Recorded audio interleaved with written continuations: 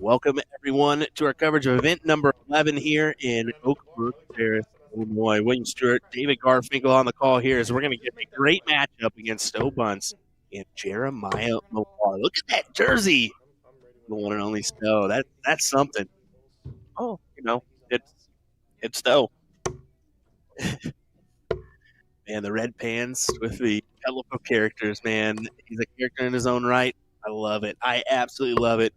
Taking on Jeremiah, we saw him in our first match of the day against Stowe Jr., Stowe A Buntz. Yeah. Bubba took the first leg. Millar then proceeded to rattle off the next 5. Should be a good one. As you can see, a little respect given between both of our competitors as Jeremiah Millar will kick us off here in this one. As they take their last 9. 120 floor. 9. And we'll see if Papa Bear kind of looks to get revenge for his little cub. You got to think that I don't know if that's even in his thought process or not, but you got to think that he's going to be wanting to take the W no matter what. You don't want to find yourself out in the last 32, especially he's kind of in the position where no matter what, he likes his chances of being that 1 seed in the CDC overall, but we'll see. Yeah, well, he's down to the 2. Oh, I forgot he is down to the 2 now. There's the first weekend in probably well over a year that he's not the 1 seed. Mm-hmm. Savada took that one, didn't he, away? Yep. Yeah, that's right. Savada's the 4 in a row. Come on now. We kind of saw it coming just because of the last couple events was still defending his three-peat, his weekend sweep. Yeah. The Stopeat. The Stopeat. I like it. 24. And, Millar is not adverse to having big averages thrown against him. What an opener for Stowe. 177 to kick off his weekend after getting that first round bye. For sure. Only a field of 62 42. today, so Stowe and Adam both get the first round buys. Adam currently in a match against Ryan Vanderwhite. 46. As we push ahead here in our coverage.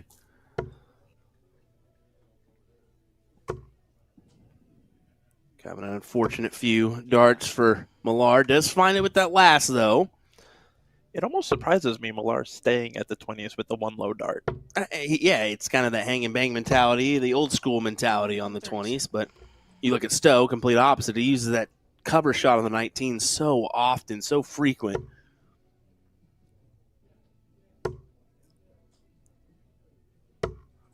And he makes it pretty known, too. It's a pretty dramatic look for him down to those 19s. I mean, for Stowe, the 19's borderline isn't even a cover shot anymore.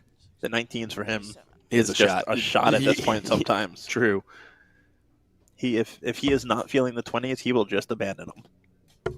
Yeah, I mean, it's kind of Larry as well. If Larry doesn't hit a trip 20 in the first leg, he's going to start off the next leg at 19s. Yep. Well, 64 remaining. Looking for a 14 dart leg to start us off. No, it won't be a 14. Won't be a 15 either, but he's got time on his side with Jeremiah back in the 200s. Yeah, I mean, really anything shy of a 180 here for Millar wouldn't have put much pressure, and this is definitely not going to put on any pressure. Stowe has another 6 from 4 if he needs it, which he does not. He doesn't. He goes ahead and grabs it and turns right around and kicks off leg number 2. No hesitation. He's a guy that just gets on it with his business, doesn't he? For sure. And it will be interesting this weekend because I don't know the last time Stowe threw back-to-back weekends. Exactly. I mean, last weekend he played in the DPFL darts event, took home the title in that WDF silver event, which is nice, confidence booster. And honestly, I don't know how he did it because Gates started off really good in that last leg, and somehow or another he found it. But Yeah, I mean, it's interesting what a couple weekends in a row can do to you. It can either really help you or really hurt you, right? It's no in between. Oh yeah. And I mean, he also won both pairs with Alex. Well, 2 out of the 3 pairs with Alex. That's a good chunk of money. They didn't win in that RVB Jermaine Wadamina matchup though. Well, An exhibition. Come on, you guys. know what happened was Alex was just playing way too serious in that one. I thought, I was like, "Come on, Alex, have some fun with this. Let's see a couple trick shots here." yeah.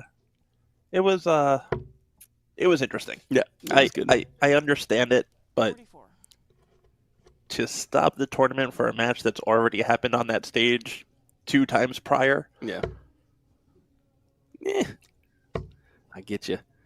We're looking for another trip 19 here for the 133. Can't muster it up. That was his opportunity to just hang right there with Stowe, and now he's going to be licking his chops at the 164. 64. And that right there is that. That is why you start 19s on 164. Mm-hmm. I like that look. I mean, it just gives you options. You know, you can go upstairs, hit the 60, you're okay. You don't have to go for that 25 route, but that 25 right there to kind of keep you even at a ton 50. is something. Yeah, that's not the turn that Jeremiah wanted. Not in the slightest. Top stops for sure. Like, you knew it was coming. No other way about it, especially with that first start just underneath the triple. Mm-hmm. Yeah, you're going to go for that top stops. And it's always the Buntz way. True. The true showman. 45. And I'm thinking first or second dart here for him to take leg number 2. We'll see. Does not love that. No, he does not. And you can see the workaround. Does manage to find the double 10, though, so he'll take it. Yep, and that's even more impressive without him resetting back to his initial spot on the Aki. He kind of moved over for the look at the tops and kind of just stayed there and fired away at the 10s. 55.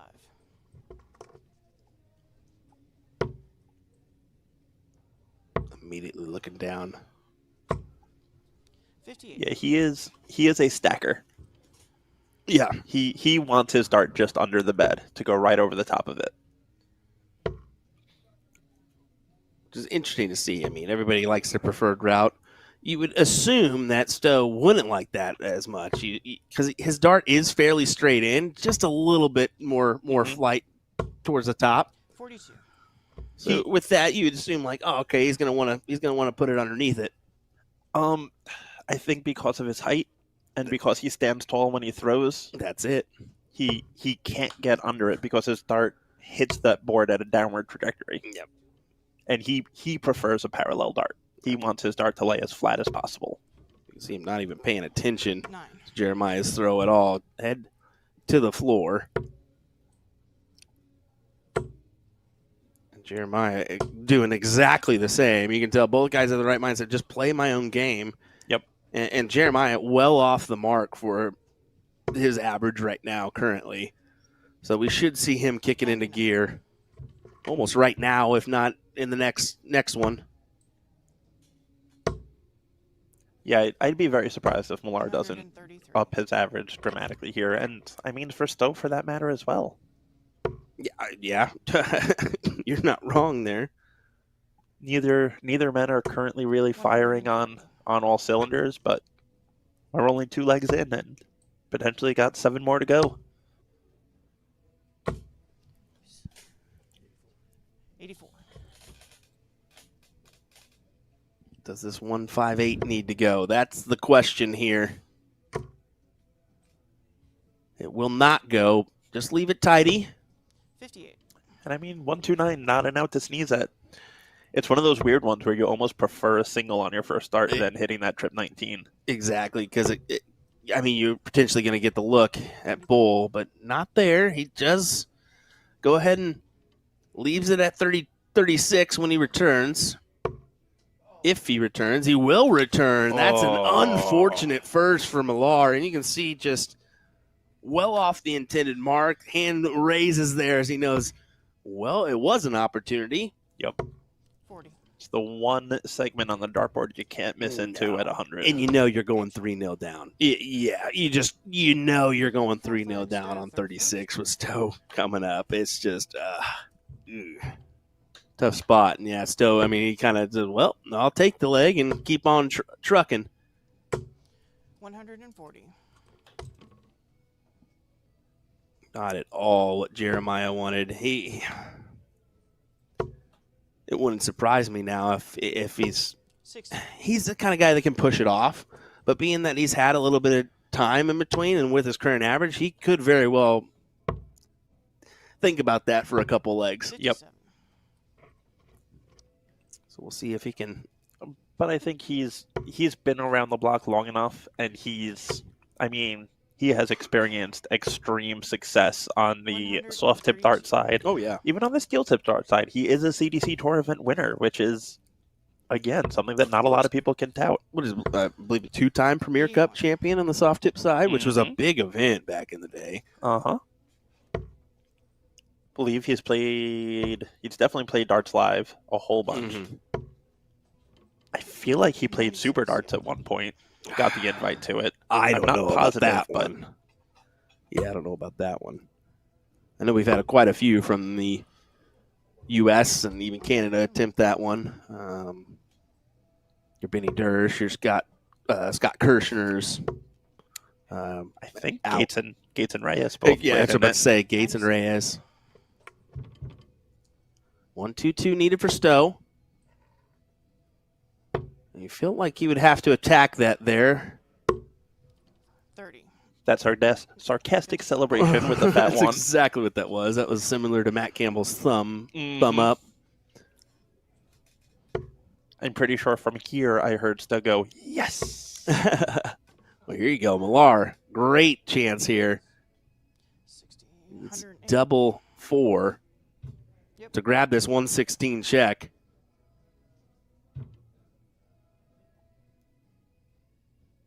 You almost fancy it, don't you? It goes. What a checkout. That's a big one. Gets the nod of approval from Stowe, the little point. Well, it puts you in the right mindset. After that last leg where you should have had an opportunity to at least get one dart at a check, you don't manage it. And then he starts off with a big 180 here. Now we're cooking. Oh, follow it in, Stowe. 125. He wanted to. He thought he was going to. Just didn't quite muster it, but he puts himself in position to attack here if you find a fault in Jeremiah. I mean, even this 85 could be a fault. It could be a fault. 180. It is. Big 180 for the man. We said these two were going to pick it up, and They have certainly done so, at least in this leg. 81. Let's keep it trucking, fellas. What do you say? We're thinking another 180 to leave 16. 140. only a 140. Only a 140. Only- Get out of only here, a Dave. 140. Get Oh, out of here. leaving 56 after 9. That is spectacular. And Millar's right there. 83. Keeps him, 72. keeps him in the mix just in case this doesn't go. Game shot. But you know it is. Big 12 dart leg for Stowe. And even Millar gives him a finger point, says, good leg. And Stowe just turns right around, pays no mind, and 190. hammers in a big 100.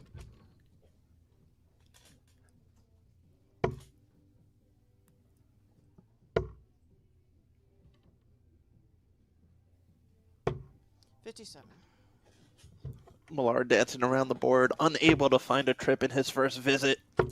But Stowe right back in that triple 20 bed. You like his odds. I mean, he has the advantage with, if he holds here, I mean, it's over. Cue him in for it. Just cue the man in for it. Top Yep. 16, almost guaranteed here. And that's nothing on Millar. It's just, Stowe's in this groove. 105. 90.27. great starting mark for him here in weekend number 5. And just 2 legs ago, he was sitting at about a 78. Exactly.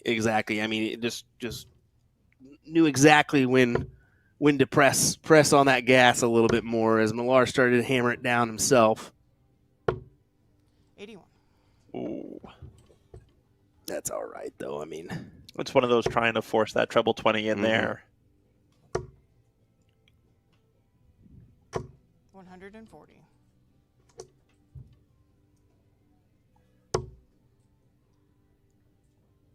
Huh. That's an interesting route. Yeah. Did he try that just because? He leaves himself at tops either way. If Jeremiah doesn't take it out, which he won't. So a little scratch of the head there from Stowe. I think he just got in the mix of like, oh, I am on a checkout. That kind of moment. Or, I mean, I wouldn't put it past him for going 520 bull. Tricky ways for Stowe, but he gets the job done in the last 32. 88.17, that'll work. That will certainly work. And I think Millar's like, well, what was that about? Can we talk about that? Oh, that is funny, as it will be Davey Maine taking on Tim Steinke in our next matchup. You don't want to go anywhere, folks, and miss the action here on weekend number 5. Main event number 11, the Cosmo Darts Championship. Absolutely. Home stretch to the Continental Cup. It certainly is. I mean, we've got one more weekend of action in Brownsburg, Indiana, before we head on over to Philadelphia. Absolutely. Should be a good one. Just a quick correction, tickets are actually currently not on sale. But if you do sign up this weekend for the CDC newsletter, you will have exclusive rights to tickets that go on sale on Monday that will only be available to your newsletter subscribers. So, yeah, definitely subscribe. Get that filled out and in so you can have your first opportunity at those tickets to watch the action live in Philadelphia. Absolutely. Get yourself those seats right at the stage. See the players, catch the flights, watch the walk-ons. Who knows what you're going to get? Last year we got Dougie Beam's epic Dayman walk-on. Oh, yeah, that was good. In homage to It's Always Sunny. And let's take a live look here at our quad board action. As we got Ross Nook, Gino Florian tied up. Alex Spelman, Jason Wilbur, 2-1 scoreline in favor of Alex. You got Gary Mawson and Chris McCarthy. McCarthy is unbelievable. Been playing well of late, and you definitely cue him in for another run here potentially. Rory Hansen and Darryl Christie. That's an all-Canadian matchup that gets a little interesting. I mean, the way Darryl's been playing, and we know what Rory can do. Well, absolutely, anything can happen. And you know what? Rory is one of those rare players coming over from the west coast of Canada that we don't see a lot of, which is very exciting to see. I'm glad you mentioned it. Most of our players are from the Ontario province, or Ontario, Nova Scotia, surprisingly, yeah. And Newfies. Well, how many Newfies do we have? A couple now? Yeah. Nope. But yeah, I mean that western trip is a daunting task to get here, especially with most of our events being played in the Chicago, Indianapolis area. For sure. A little bit tougher for Rory to make that commitment. Yep. I know, Rory, good friends with Jeff Springer, being in the Pacific Northwest, and the two of them were planning on traveling this year together. And, not unfortunately, fortunately for Jeff, life happened, and him and his wife Lisa are now expecting, which is awesome for the two of them. Oh, I did not know that. So he had to take a little bit of a step back to start that family, which is extremely exciting and happy for the man. You may have released that news that nobody. I didn't know about it. You're living under a rock? Yes, I do at some points in my life. I'll tell you that. Well, if you happen to be at the USA Dart Classic in Orlando, you would have been able to talk to Jeff, and I'm sure he would have told you. I was there. I was there for his day that he was there. Good for him. That's exciting to hear, not all about darts. We certainly make it all about darts, but For sure. take that time off to start a family, and darts is always going to be there in the long run. 100%. Well, Gino with a 3-2 lead over Snook. he needs to take out the 64 here. 2 16s for 32, or the 8 for tops. I believe that's in. Yes, it is. We go back to 3-3. How about Jason Wilbur tying it up 2-2 against Spelman? Yeah, I mean, that's a big-time hit. It's one of those weird things when you're someone like Jason Wilbur who has that talent, but you're playing a player like Spelman who is Alex Spelman, one of the top shots. Mm-hmm. So you go into that match with no expectations, kind of, riding on the wall, and you just play free and you play relaxed. And Yep, you get yourself to a 2-2 scoreline because of it. Because you're not putting any pressure on your darts. You're just playing. it's easy to start feeling that pressure, though, especially when you find yourself in the 3-3 circumstance or a potential where you're like, oh, I could win this. Then all of a sudden, that little twitch in the arm happens, and you just got to really keep your cool, take those deep breaths, and find the right darts to get the win. The second that finish line becomes in sight, it becomes a little nervy. A little dodgy. Gary going to get a look at this 121? 11s? For the bowl? See if he can grab it here. He cannot. So back to Chris at 97. Try to grab this 5th leg. And Rory Hansen checks out the 96 to take a 3-2 lead. That's a big-time hit.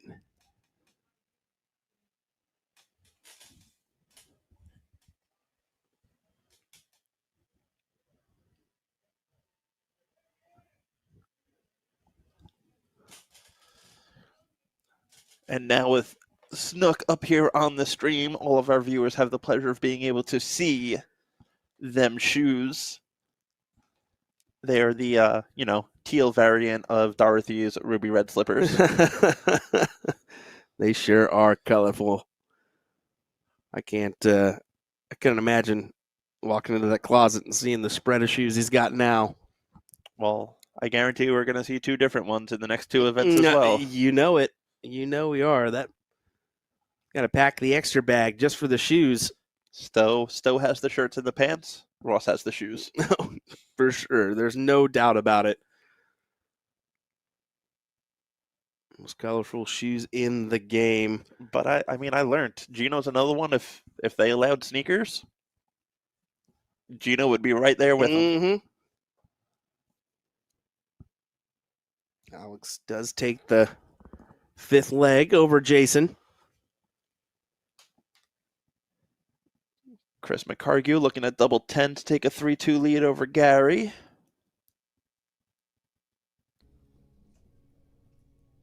That looks like it's in.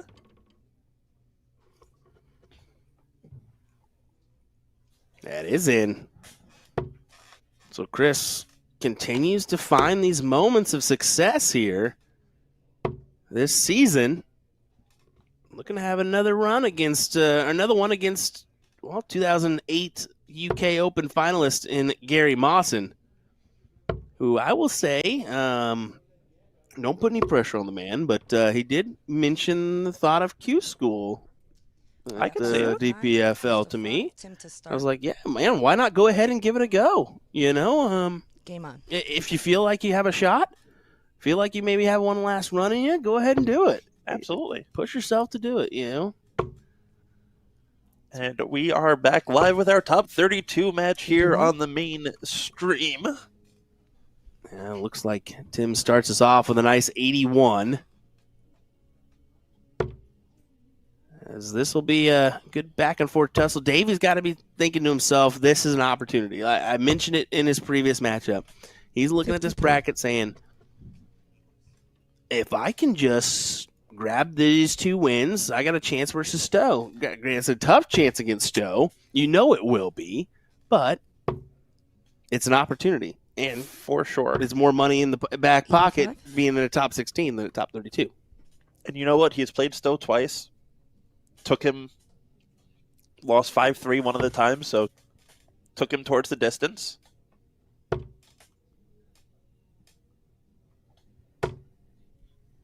$140.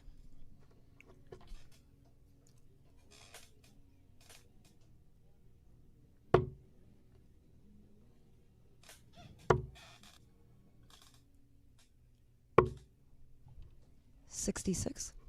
Unfortunate grouping for Tim there. Yeah, maybe a little bit of tension on that third dart.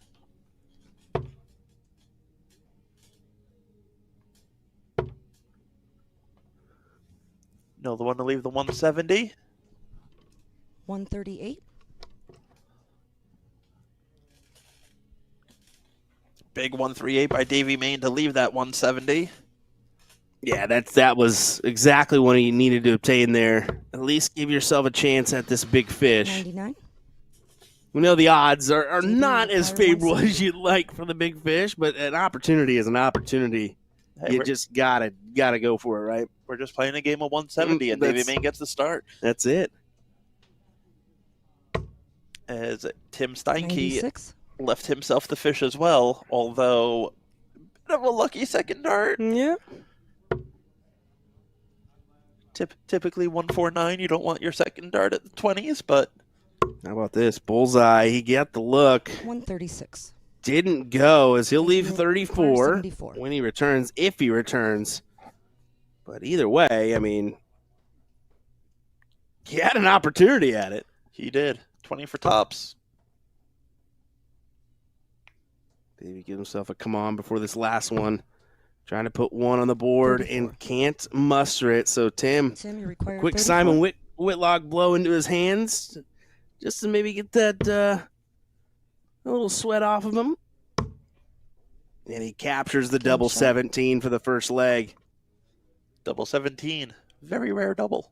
Yeah, it is. It is one of those ones, especially in steel tip. You see it a lot on the soft tip 80%. side. Game on. But yeah, here on the steel tip board, a rarity on the double 17. I believe, I'm not 100% on this, but I think double 17 might be the only double 100? that a world championship has never been won on. That's a good question, to be fair. I'm not sure. I am not sure at all. That's I'm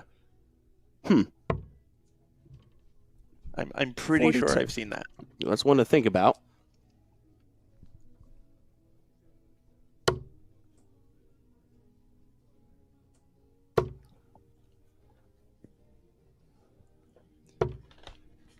$62. And this is what we were talking about earlier. Not all 62s are created equal. Davey Maine is going to be extremely happy coming away with a 62 there after starting off with two single ones. 59.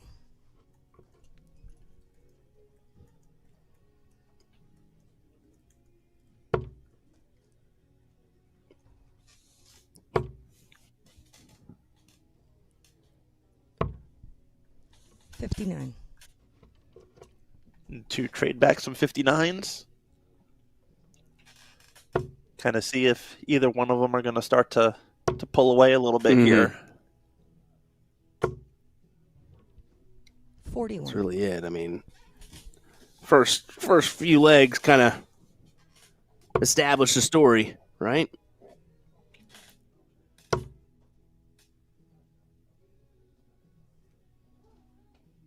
Maybe gonna stay there. Try to 41. attack that second dart. Use it as a marker. Was not able to find it, so And they're both right there. I mean, their misses aren't by much 44. when they're on that treble bed, but unfortunately you miss by a millimeter or you miss by 6 inches. a miss is a miss. Correct. Yep, exactly. That's what Millar kind of felt in that last one a little bit. 59. He felt like he was right there. It's just those minute, where you're into the 5 rather than the fat 20. Yep. Those can matter. Yeah, It's 121. it's tough. It's tough when you're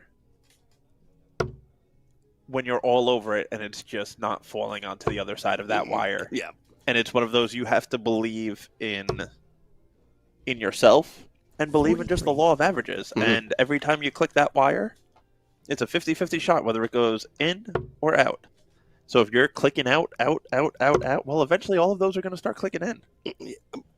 You'd assume so, and unless you're like me and they just go nowhere near. TV require 136. Well, what's a wire?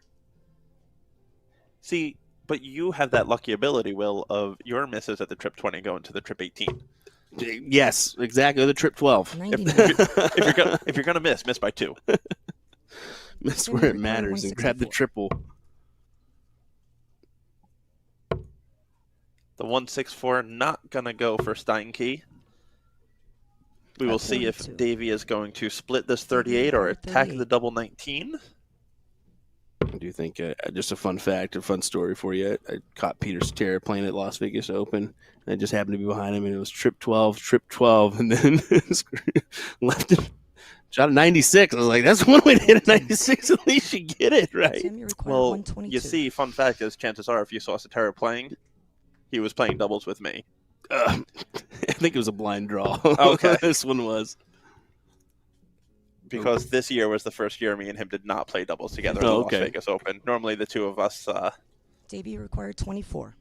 have some fun and Yeah, you got to. go twiddle and play and get some good laughs. And You have to. I mean, it's a rarity that you get to Next shot. see the production or the heads. They get that opportunity to play, so they're going to do it every when they can. I think the fun thing for me is when I see Peter in the practice room. "Hey, let me see them darts real quick." Yep. Throws 3 to 6 and has a go at it. But Davey manages to make this 1-1 with a checkout on double 12. and only a 45 start for Steinke, so if Davey can find that triple 20 bed, he can put on some pressure here. 54. Which unfortunately he is not able to.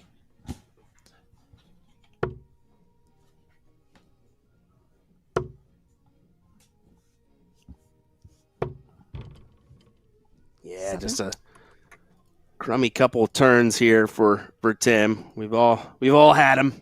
Yep. You got to wonder if maybe, Tim getting that first win under his belt kind of 60. put more pressure on him now, or I mean, yeah. Either way, I think that it's a funny thing with being in this room and being in that practice too. Once you jump into the practice room and how often do you 46. see the elites? for sure. And then you see them all in one room, and it's kind of like one of those moments where you're like, how do I win, or how do I even produce in this field without just getting obliterated? Well, you got one.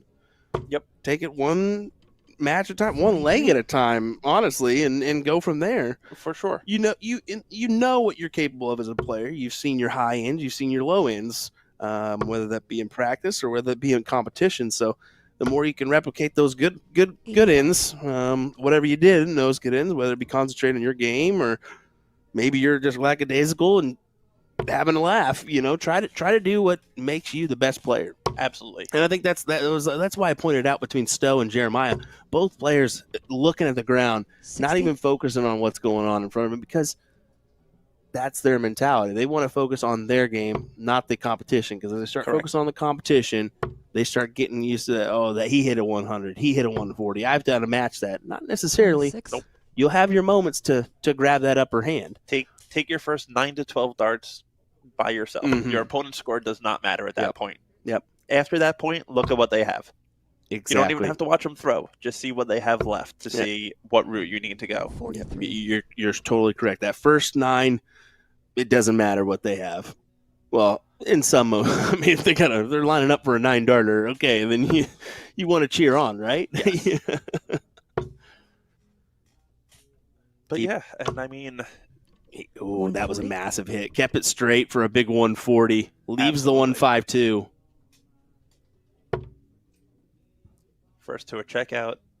Davey going to look to answer. Needs to find a treble here with the third dart.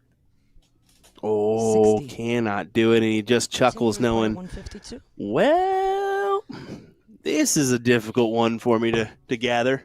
Yep, that's one of those you throw that perfect marker dart with your first one. Your second one clicks off of it and somehow finds room 40? between the dart and the treble bed. So you throw the third one and somehow it finds even more room that you didn't think existed. Bull?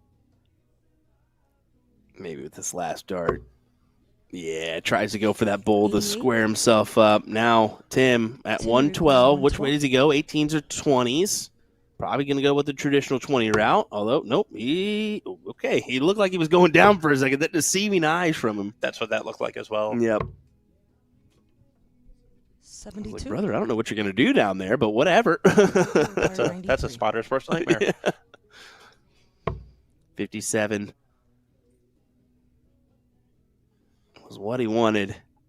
Now you're going to have to go 18s for sure. Yeah, triple for double 18 to grab this 93 check and a 2-1 score line. 57. Great look at it, though, there by Davey Maine. Tim, you require 40. Kind of a look he didn't think he was going to get after that first start. You could just see it written all over his face, thinking, there's no way I'm hitting this.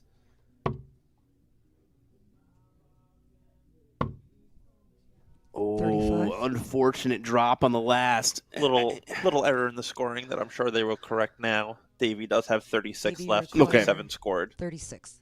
And there it is. Yeah, there we go. He should get three looks at it. A little bit of a reset. Stretch out the shoulder, get rid of some of that tension. Yeah, just making sure you're A-okay here. Proper thing to do. Oh. 28. So don't vanish on us. Don't play 45. peekaboo. Peekaboo. They just wanted us to see what the right side of the stanchion looked like. That's it. Well, Game Tim Clinical. keeps this all holds here as he does grab that third leg. Oh, my goodness. Sorry, guys. And, you know, kind of like we talked about earlier with these guys and playing in the practice room. And, you know, we both know the two words in darts that to start this change match? your game the most. Game on. Yep. Once you hear that, reality kicks in. You're like, oh, uh-oh. Let's see what we can do here. Yep. And then the tension hits the arm. You start pulling your darts a little bit low. Then you start overthrowing your darts to correct it. And nice 99 by Davey to kick off this leg, though.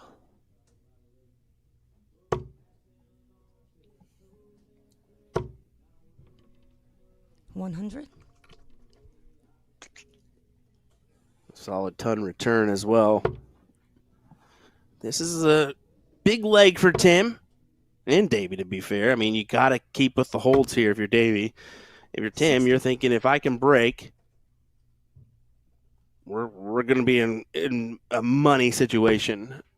Absolutely. He doesn't want to keep it as interesting as they did last matchup, where kind of his opponent, Nick, 85.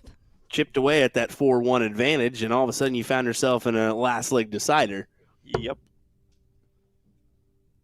What do we got from the top 32 here? We continue to have the seeds kind of show why they're the seeds. 85. Yep. Savada 5-1 over Vanderwhite. Cameron 5-2 over Buboltz with a 96 and change. I'm looking at Jason Roker, 5-1 over Keith Way. Kind of an unfortunate go for Keith, but that's a win for Jason. Big Absolutely. win. 140. Jason is a heck of a player on tour. Yeah. And he's kind of had his ups and downs, but he has these weekends that things just click and he goes on these runs and he beats some solid players out there. Well, Chris McCarg does best Gary Mawson, 5-4 85. in that one. Another big win for him.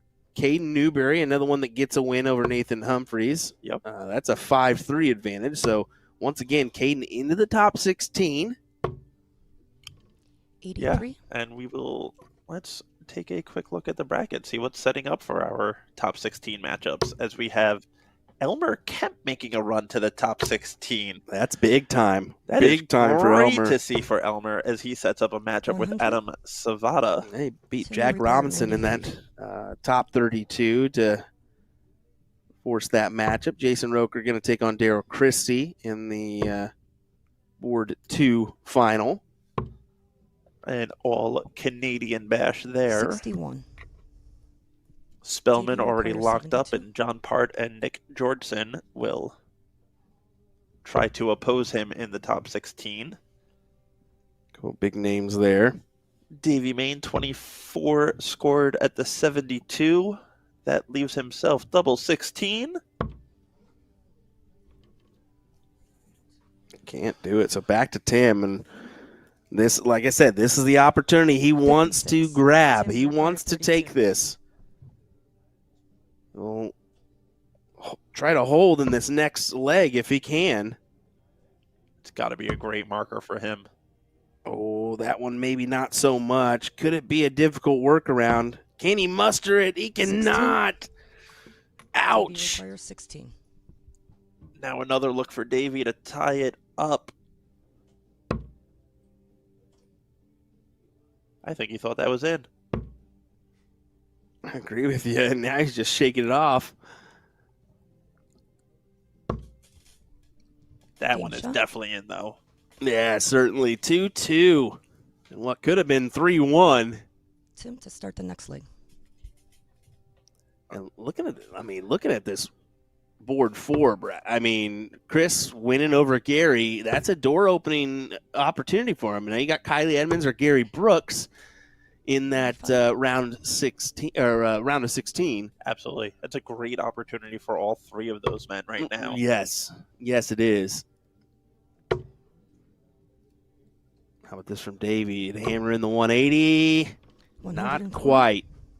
And then we already have Ross Snook through to the top 16, awaiting the winner of Danny Young and Michael DePuma. Danny Young knocking out Steve Warnock, who was the other seed in that part of the bracket. 45. And he continues to do Danny things. Unbelievable talent. He really, out of that Texas area. And let me tell you, look out for Dallas. That area right now has a couple quality shots that really get things interesting. I mean, you look Absolutely. at Ethan DeVera, Yep. a young individual that I could certainly see making a presence on the championship dart circuit. In about 2 years. Exactly, so about 2 he'll be years. around. Gotta be able to get that citizenship or whatever it is Yep. for him. But then you've got 85. Danny Young. You've got John Foreman, who's another great shot there in that area that can really produce on his given day. Yep. And you got some old school players like a Chris Swift that if he comes back, Yeah. oh man, I mean, just Texas as a whole. Yeah. Because then you have the Houston area with, 140. Gates and Ram. And, Mhm. I mean, Well, even on the female side, you got Andrea Taylor. Yep. She's an individual that. Andrea's a hell of a talent. Exactly. And I'm sure you'll have Cheyenne back in 97. a year or two I hope so. once the TV kiddo gets a little requires bit Mhm. older. I hope to see that. That would be great. I mean, they already have him out on the golf course, so why not the dart hall? Well, how about this? Double 14. Double 14 grabbed. A great 1-2-1 from Davey. What a way to take control of this match by Davey Maine. Absolutely massive. And yeah, you said grab control of the match is essentially what he did. Breaks Tim's throw and now has an opportunity to hold TV to start the for next leg. 4-2 in this first to 5 leg top 32 matchup. And rounding out the bottom half of that bracket, we have David Cameron and Caden Newberry already locked up for a top 16 match, which should 100. be a heck of a match. And I think that's the only one we have right now that is both seeds playing each other as the 3 and 14s. And Jacob Taylor and Brandon Goddard. Nice to see Brandon Goddard making a 100. little run to a top 16. Very much so. Very much so. They are a darting family for sure. Mm-hmm. Brandon, his wife is Jacqueline, who we mentioned earlier, playing Yep. in here, and their son Ben Goddard, who 100. we know from the CDC Youth, who has been a staple for Canada. Yeah, he's been involved in that JDC World Cup. Yep. And a couple other opportunities. Definitely one to watch out for as he rises the ranks. For sure. I think a kid that we're going to see in a 44. couple years as he matures, as he gets older on the CDC tour, and continue to kind of work that CDC Junior Tour to the CDC Evolution Tour to the CDC Maine Tour. Yeah, if you've got a kiddo at home that is in that teenage range, or maybe even a little higher, you've got the Evolution Series as well. Go ahead and get him involved. Absolutely. If you even think about getting a CDC Tour card, 59. pull them in, and force them to come with you. They can have fun and enjoy mom or dad's presence on the dartboard as well as their own. Yep. Most of the junior events are all attached to other tournaments around Bigger the ones, U.S. yeah. Toronto Area Open this year, the 71. Charlotte Open this year, and coming up next week at the Washington Area Open.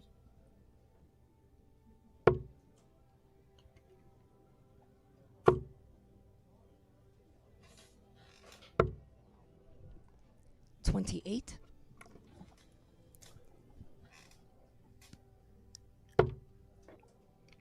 Davey looking to set up this 187 now. 95. I don't hate that move staying up there. I mean, I don't hate it either. It's not a bad opportunity. 92 remaining. And I feel like the difference between a 47 95. and a 50 is Did you minimal. require Either way, you're 92? throwing a dart to get yourself to the outer ring. And that leaves himself double 16. Gonna get the look here. Can he take it for 4-2? And he cannot 60. collect on the 92 to go with the 121, but he will be back for the double 16 to take a commanding 4-2 lead in this best of 9 matchup. 59. Davey required 32. He should be able to muster this. Surely. Don't call me Shirley. Had to with the new release coming out of the Naked Gun movie. Come on. Absolutely. Although it's an airplane reference, I believe. It is. 24. It is. Same. Yeah, same, but different. Timmy required 116. 24, as he can't grab it. Tim, the opportunities now, man. 116, go at those 19s. 4 mark gives you the look at tops. Oh, tops. Did he get it? He did. What a checkout. The 116 fires back after the 1-2-1 last leg that Davey hits to for the start the next break. leg. Steinke breaks right back with a ton plus checkout of his own. Absolutely massive there. 2 back-to-back great checks. And this will be interesting to see how Davey can rebound after missing 40. 5 leg darts there.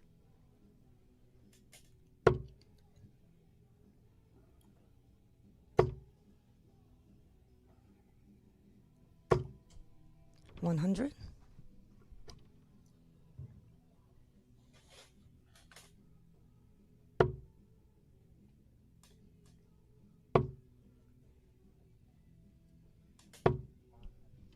$81. 81 is all right there. Of course, wanted more. He just wanted to get rid of the one early, that's all. That's it. Get rid of that. Get rid of that Make it little even. guy. Now we could just go 180, 180, double 10, call it a day.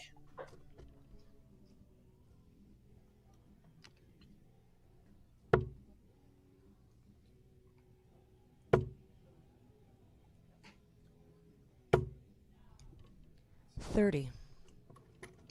It's one of those weird things when you hit that 116, you get that adrenaline pumping, and it's kind of how do you react? How do you answer once you hit that with the 81. adrenaline?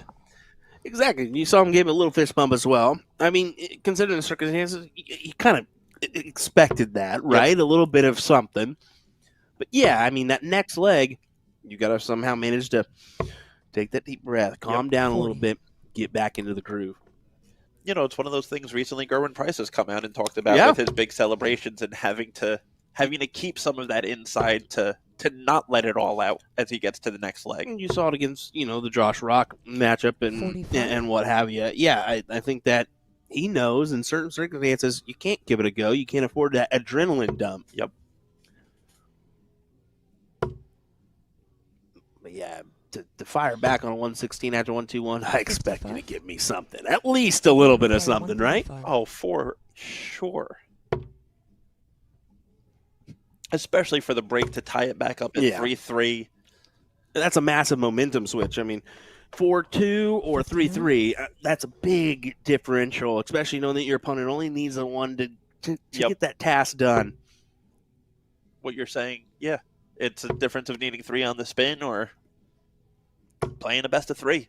41. Davey requires 76. But Davey in control again of this leg. May go bull here. I was thinking after you go fat 1, we may see the 25 bull here just because, but 36. does the right route. Absolutely. With the opponent not on a double, not even on an out, you kind of go that safe one, go fat, set yourself up for the double, and 100. Davey require 40. Tops for 4-3 for a break. Right back. just a bit outside. Working it in. No Ooh. shot. Now you're thinking, Davey require okay, 114. you just took out the 116. Let's see a 114. I like the same route here. Go with 19s. He chose the 20s instead. Oh, okay. And he's going to get, right when you say he's going to get a look, 74. he misses the big Davey number, require 40. and that could have, that cost him. Absolutely. That looked a little bit rushed on that single 14. Game And shot. Davey cleans up beautifully, takes the 4-3 lead, has the throw now for the match. And you see Tim just kind of raise his hand and go, well, I mean, what can you do? Well, you could hit the 14 to leave yourself to look at tops. And we've now gone break. Davey to start next leg.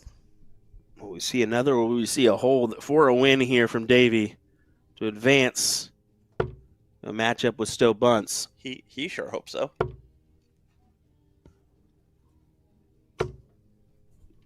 100. Looks like he slid that one in. Starts off with a nice even ton.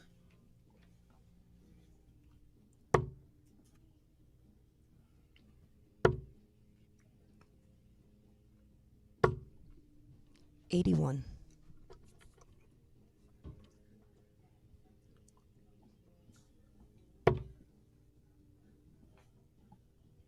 Davey's got to be thinking, just keep hammering away at this 20. 60. Keep hammering away. Get yourself a guaranteed look here in this leg. You do not want this going to another last leg decider. Absolutely not. And I mean, both of these men right now kind of playing their level of game.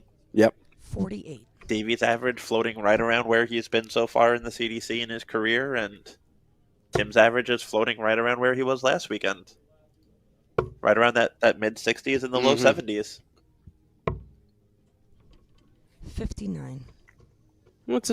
It's like I mean, usually your first year competitors. I mean, yeah, we have a few standouts, of course, but we see a lot of these 66 to 70, 75 averages, Yeah. and those are really producible averages. You see a 180 here to have a favorable look when you return.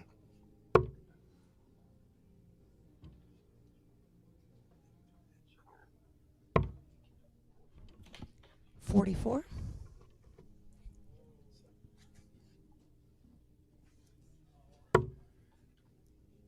And I mean, Steinke in a good position right now to break. Very much to so. force that last leg Oh, decider. and that's exactly what you need. 40.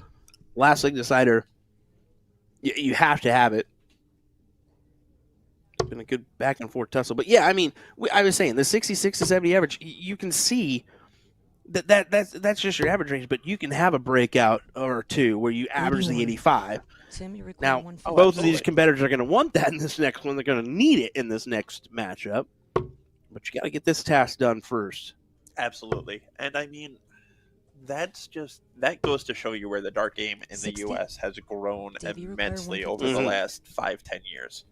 Because it used to be if you were low to mid 70s, you were making it deep in Yeah. a lot of events. Yeah. Oh, yeah. And now 57. You got to be averaging you're- around you're 85 getting, to 90. You're getting a You couple require rounds, maybe. 92. Yep.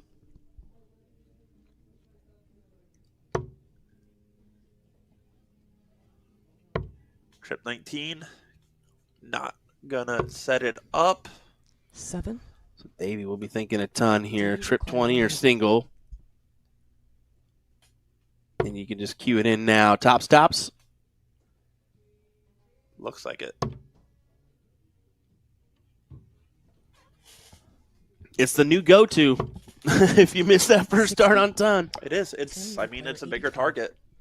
And as long as you throw that bottom wire, make sure that you're not off the board on the first one. Well, It's I commentate a lot of cricket, you know that, and we're Yep. starting to see that mindset in cricket too, where I'm going to go for the double here because it's such a bigger target. correct.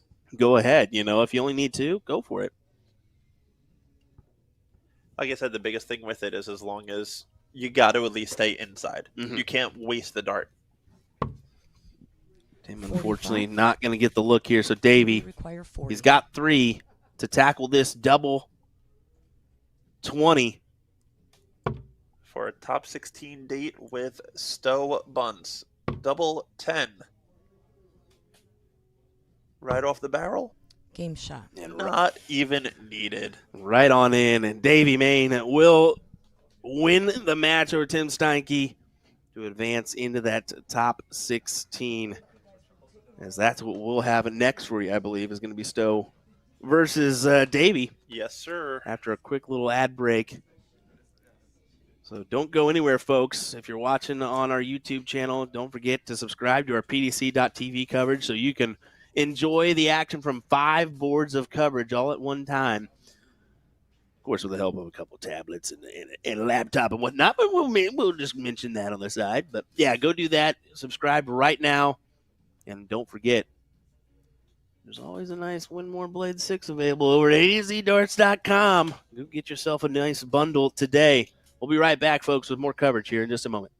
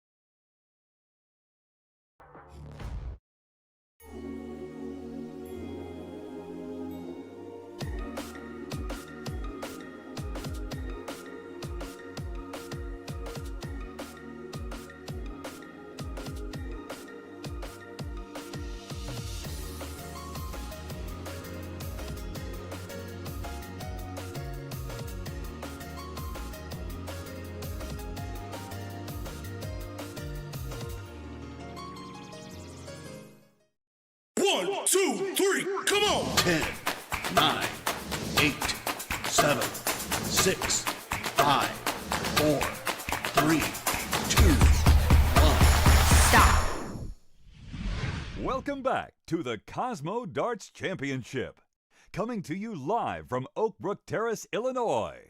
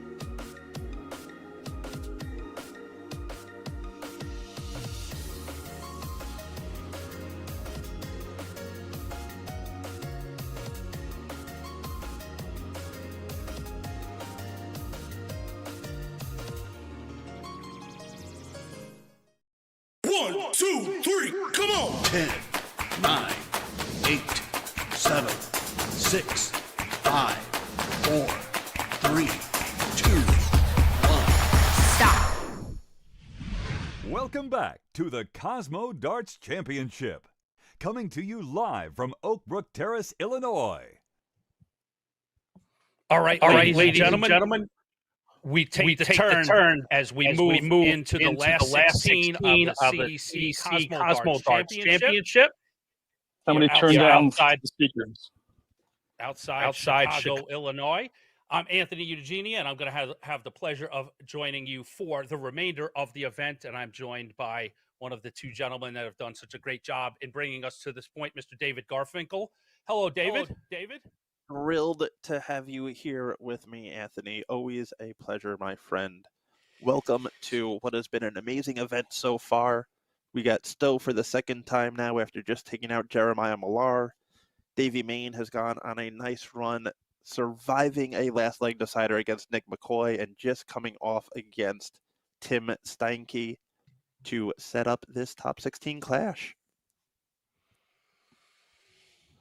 So Buntz coming in as the 2 seed, and Davey Maine, a new tour card holder for the year. So very interesting matchup here. Let's look around. You've been keeping track, I think. If not, we can look at it together. Give me what sort of big have we had? Some big upsets out there in terms of seeds, or how the seeds doing today? At first glance, it looks like they're pretty solid. They have been. The lower 16, the 9 through 16 have seen some upsets, but for the most part, your top seeds, with the exception of Larry Butler and recently Gary Mawson, have all kind of kept on trucking. Probably the biggest upset we had was Jason Brandon losing to Ross Snook in the first round, but anybody that knows Snook knows that's not an upset. That's just the game. Indeed. So, and here we have Buntz continuing to fire away where he left off against Jeremiah Millar. Off to the races. Davey Maine is definitely going to need to step up with where he's been his last 2 matches to kind of stay in the ballpark with Stowe. 100. All right. Just playing around with some tech issues. Let me see. 58.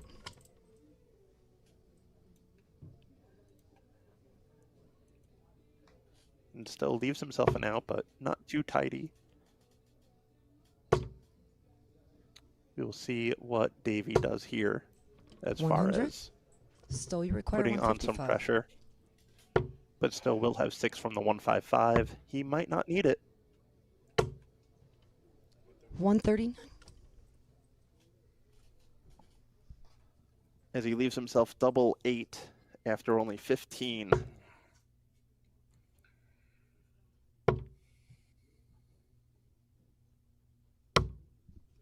59. Still you require 16. 2 8s for Buntz to open up his ledger. Game and there shot. he goes, second dart.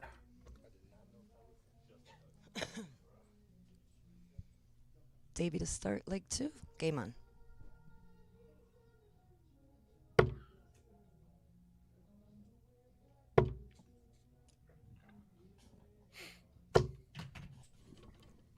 $140. Big 140 to open up this second leg by Davey Maine. 46.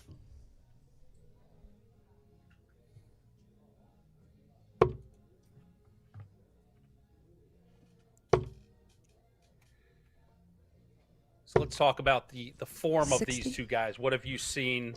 Buntz only got a chance to play once, but a score line, a convincing 5-1 over Millar. What was Buntz's form 125 in his opening match? So Stowe got off to a little bit of a slow start against Jeremiah, but the last couple legs, the two of them kind of picked it up, and 98. We watched Stowe kind of bring his average from a 78 up to a 88, 89 in the last couple legs of that match to come up 180. with the win.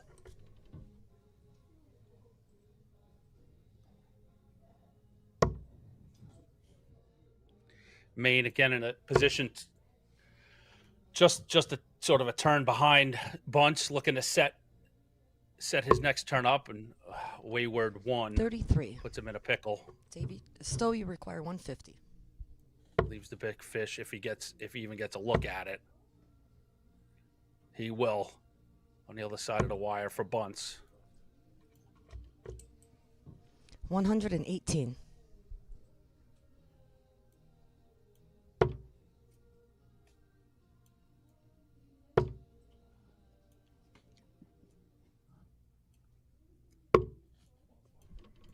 $105. Still you require 32. Game shot. Double 16 goes in for Buntz. He breaks Maine in leg number 2. To start the next leg. And here in the last 16, we move ahead just a little bit. This is now best of 11, first to 6. 140.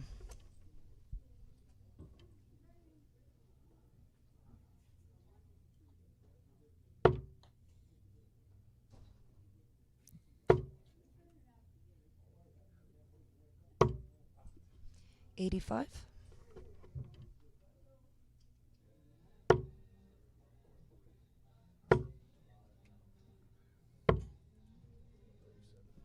$137.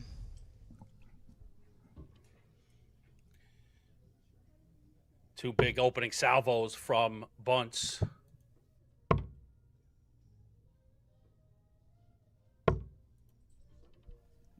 $75. Maine a little way back.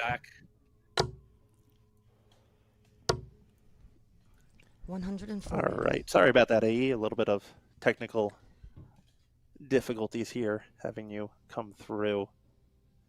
I think I picked up a couple things loosely that you asked, but I might have missed some. That's okay. I'm just 45. got two different means of communication. And I don't know which way we should be going. Well, if this works for you, this works great for me. Happy to have you back. As 68. Stowe just misses the 84 checkout for a 3-0 lead, but he will be back.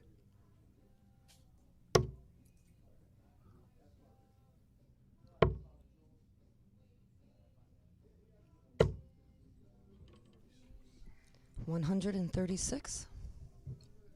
Still you require 16. Game point. And Stowe pins the double 8. Gives himself a commanding 3-0 lead. A tidy 105 average so far through the 3 legs, and he is looking to set himself up for a top 8 date 60. with Mr. Danny Young out of Dallas, Texas. 134.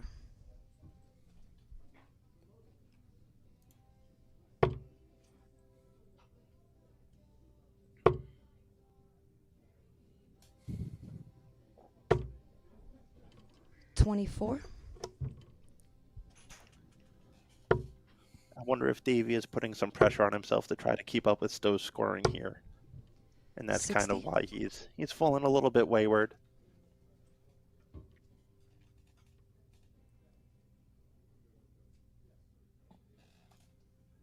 These two have battled in the past. It is currently 2-0 to Stowe in their head-to-heads, with score lines of 5-3 and 6-2 from last year.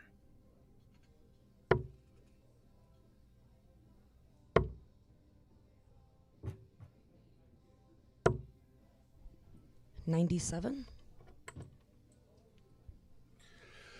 Thanks for joining us, everybody. This is the Cosmo Darts Championship, event number 11 on the 2025 Road to the Continental Cup Tour Final Championship, which will be October 17th and 18th in Philadelphia, Pennsylvania. You can go to champdarts.com and sign up to the newsletter, and you'll be the first one to have an opportunity to buy tickets. There'll be an advanced ticket opportunity this coming Monday, and then there'll be a general sale. So don't miss out and join us for the Continental Cup Quarterfinal Championship. Absolutely. I don't know about UAE, but I am definitely looking forward to that one and being back at the Columbia Social Club. 180. And that's a 180 for Davey Maine. Oh, you betcha. We're gonna have a show this year. Put on a party and watch these great players compete for, in my opinion, the biggest steel tip title in North America. And based on the players are trying to get through. Double eight for Maine to take his first leg.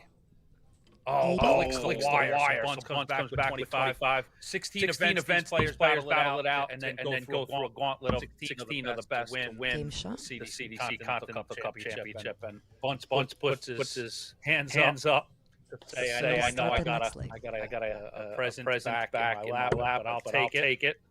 absolutely. And going back about the Continental Cup, not only is it probably the most prestigious title for a North American dart player, but this year in particular, what they are playing for, this might be the biggest prize in the history of North American darts on one single tournament, with the World Championship, the Grand Slam, the U.S. Dart Masters, not to mention the very tidy cash prize that they get for coming 60. in first as well. All right.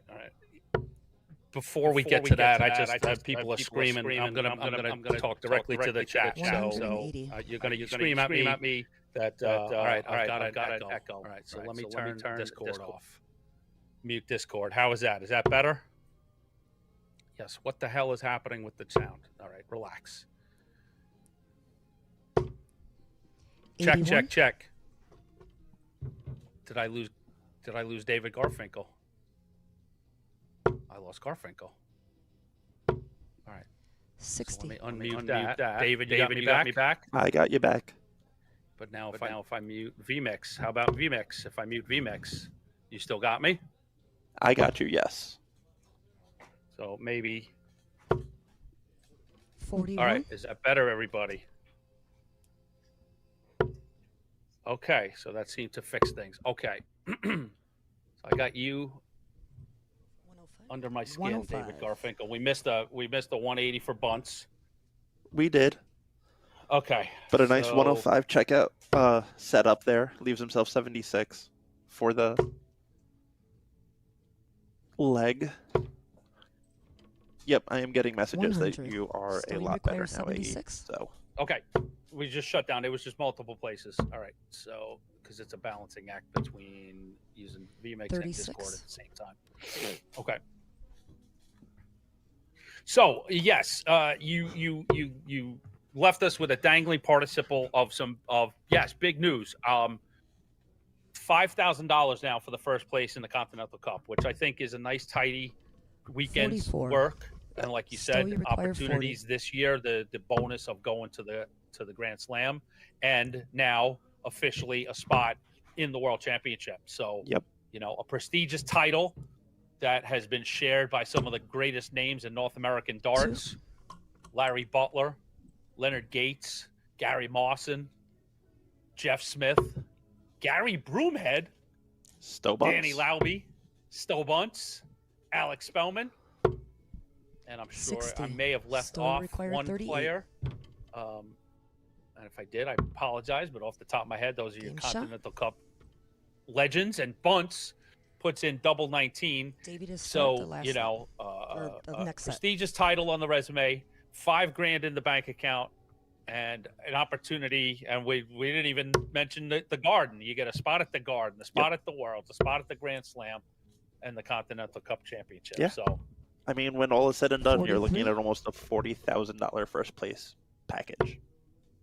thank you. I appreciate that. I generally don't go to the calculator, but we know the calculated Cowboys are out there. 56. So almost $40,000. Stick that in your pipe and smoke it. Yep. Where else are you getting Oh, that? yes. Go ahead.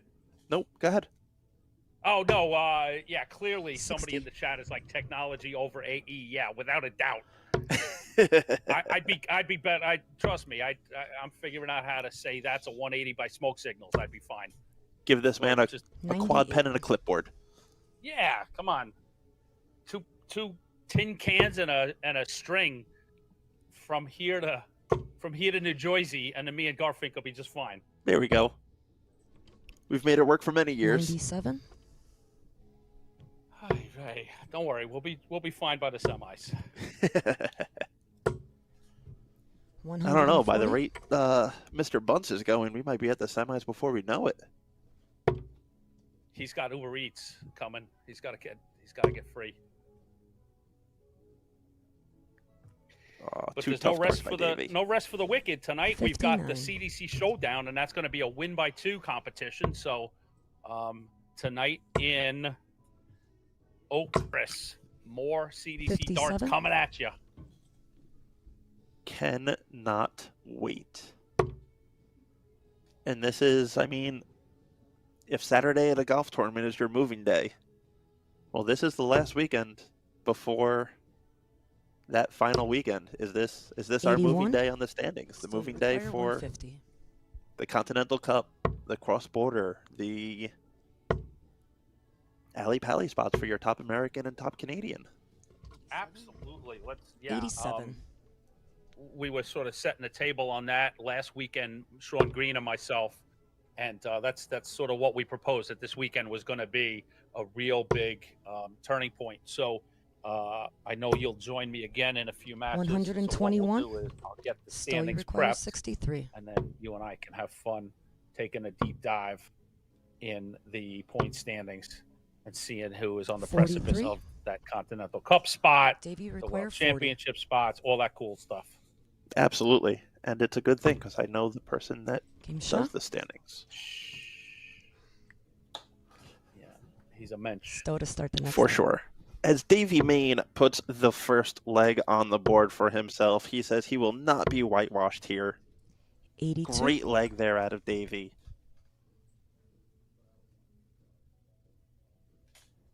And he definitely has fight in him. And he loves this CDC tour. And he belongs on this tour, and he knows it. And I think in a 140. couple of years, or even next year, the more he plays, the more we're going to see that confidence in his game.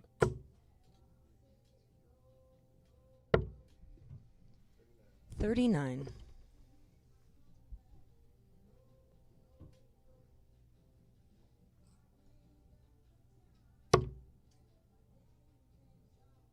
Yeah, just a quick note. Yeah, pulling up Davey. Davey just outside the top 32 coming into this 28. weekend.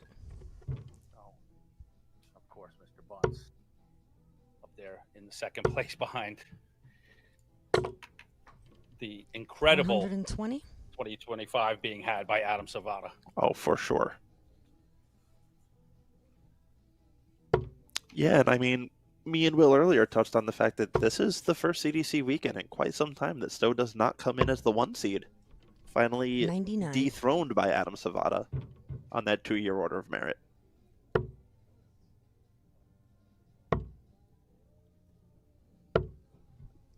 $31. There's a new top dog in the doghouse.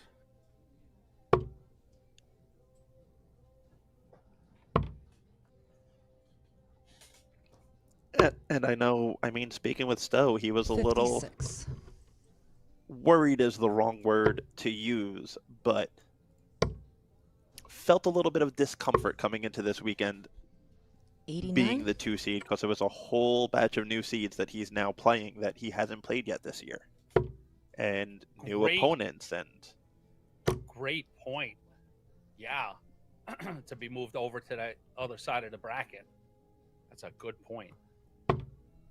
and that is a massive 138 there by Davey to leave himself tops. Still, you require 140. Puts the pressure on this 140 for Buntz. Tops. Nope. 10s. Game shot. What a checkout. Stowe will be into the quarterfinals now after that 140 checkout for a 6-1 victory. There you saw a quick look in at Tracy, who scored this match for us. Welcome to the CDC team, Tracy. She did a phenomenal job, as our entire staff does, as always.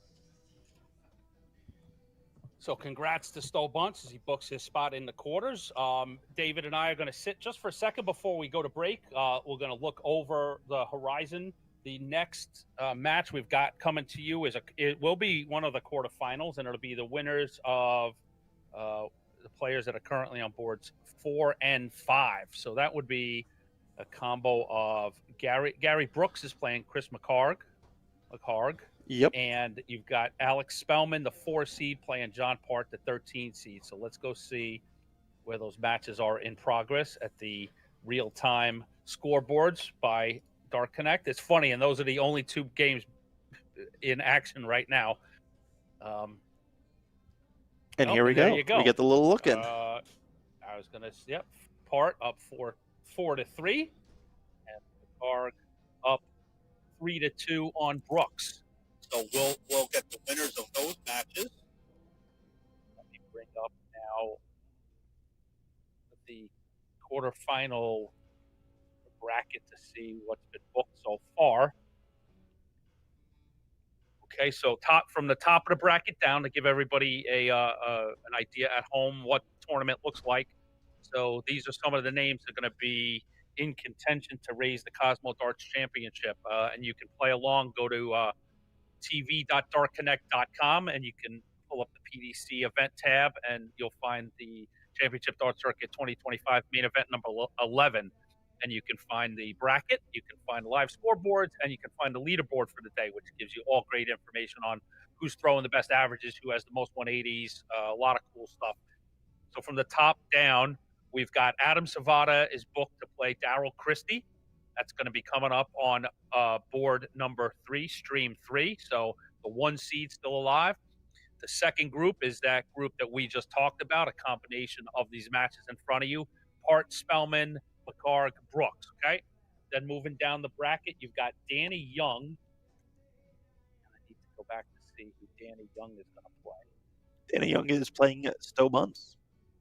Oh, he is. Okay, so it hasn't moved over yet. Oh, okay, just refreshed. Exactly. So third quarterfinal in the lineup. The number 2 seed, Buntz, takes on Danny Young. That'll be presented on board number 2, stream 2. And then the quarterfinals rounded out with David Cameron, the 3 seed, taking on Jacob Taylor, the number 6 seed, a big Canadian clash. That'll be on board 4 on stream 4. Okay, so that is your quarterfinal lineup coming at you. So one of those names will raise the Cosmo Darts Championship. And so we will be back with more from the Cosmo Darts Championship after a word from our sponsors.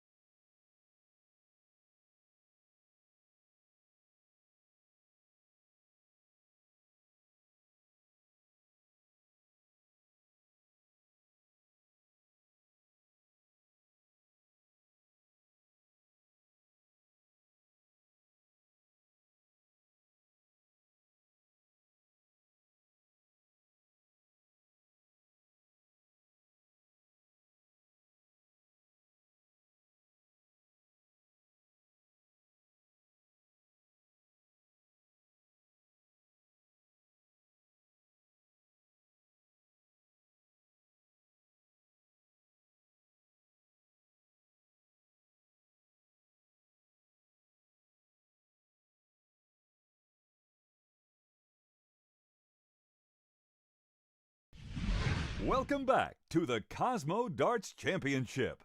Coming to you live from Oakbrook Terrace, Illinois. All yours. Thank you, Jim. And yes, Anthony Eugenia joined now by one William Stewart. And we're going to take a look here at our quad section of the broadcast, looking in at the other streaming sections while we await the quarterfinal that we will bring you here on our stream board. And let's see, we've got one of those players booked. So Mr. Alex Spelman took down the three-time world champ John Part 6-5 in a tight contest. So Spelman will be here on our feature board when we have a resolution of another match that's going the full 11. Chris McCarg, who we saw had just an outstanding weekend last weekend, is playing Gary Brooks. That is in the lower left of your screen. And the two matches on the top of your screen are quarterfinals that are underway.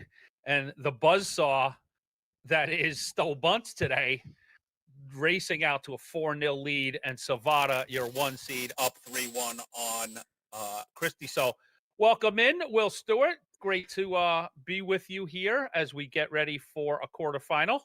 Yeah, happy to be on the call here with you, and what a spread of matches just we're looking at. Chris McCarg, who, yeah, like you mentioned, last weekend last event had a great run, and a real kind of opportunity for either him or Gary Brooks to keep trucking here in this one. And of course, Stowe, man, he is on a roll. You got to cue him in for the odds of at least getting to a final potential or winning the thing, just with how he's played so far. But we all know that that's difficult. That's easy to say, but difficult to really tackle at the end of the day, right? Indeed. And you're exactly right. Sean Green and I have followed that a couple of times this season. While we're speaking, I'm looking to see on that board, okay, on Chris and Gary's board, like you talked about, opportunities. And it's a big storyline we follow in the CDC matches where you got the 5 seed, Gary Mawson. Chris took him out 5-4, and you got the 12 seed and Kylie Edmonds. Gary defeated him 5-2. So that, like you said, totally opens up opportunities for players to, earn points, earn the, opportunity to be on high profile streams. They're going to be on our feature board, which brings exposure and hopefully opportunities for sponsorship and all that good stuff. And, they'll have either one of these players will have certainly a tough customer in Alex Spelman, but any given day they land right, and you're in a semi of a big CDC circuit event, right? Yeah, exactly. I mean, you've got 3 unseeded players that are going to make it into the quarterfinals. 2 names we've seen a couple times here before this year with Danny Young and Daryl Christie. I mean, both of those guys really having a heck of a season so far and looking to continue it. I mean, you look at Daryl Christie right now, down 3-2 on Adam Savada, but a real opportunity here for him as well as Danny Young. But Danny's a little bit tougher to tackle here in this 5-0 score. But to your point, though, that's this is how unseeded players become seeded players. I know this is going to sound rudimentary, but it's the work, right? It's seeing the opportunities and then taking those opportunities. The players that you see these days that seem to be evergreen in the CDC seedings, in the Gateses and the Buntzes and the Spelmans and now the Savadas. We didn't decide and sit around that we were going to gift these guys seeds. They went out and they earned it. They came into the CDC and won matches and built reputations. And that's what we're seeing, Danny's and Daryl's and Chris's, do over the last couple of weekends. Certainly so. And it's a beautiful thing to see. It is. Gary Brooks getting the win, as we'll see him next up against Alex Spelman. You got Stowe Buntz tackling a 6-0 scoreline with a 96.97 there to best Danny. But, yeah, things get interesting here between Adam and Daryl. Daryl sitting at 112. Let's see if he can grab this look here. But even if he doesn't, he's A-okay. He's going to have another opportunity when he returns.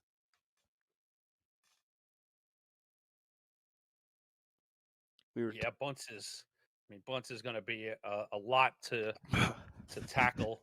Definitely. In the form that he's in, and He makes it real difficult. He's determined right now. I think going back-to-back weekends, I said it with Garfinkel here. I said, when you do that, it can really be a great showing or it can be an absolute terrible performance. It's one or the other. It's not an in-between. And I think right now we're seeing Stowe really capitalize, and he's got confidence his way. And I like this little shot that we've got going on. We've got these little corrals that the streaming boards are in, so you see Savada Christie over here, but then when they step outside, like you saw Savada, you get to see him on a different camera. It's kind of neat. It gives you a behind the scenes look, kind of, doesn't it, to what goes on in a CDC weekend. Now these are free to the public. You can come and enjoy a little darts yourself if you want to. Just of course, keep a nice, cool manner about yourself. But yeah, it gives you a glimpse inside of an everyday weekend here for us, and it takes a lot. It takes an army to make this thing work properly. So big shout out to all our CDC staff that makes this run. That's a big 180 from Adam Savada. Nice. Pull up that Dark Connect. How about this? Christie looking for one as well. What is that? That's a 180 for Darryl Christie. Back to back. And, well, how about our first quad 9? Wouldn't that be something? Come on, Christie. Give it to us. That would be outstanding. Let's see if he can give it a run for the money.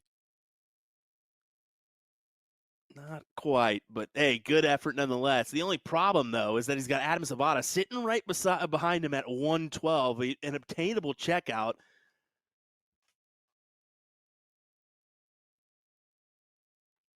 Oh, no.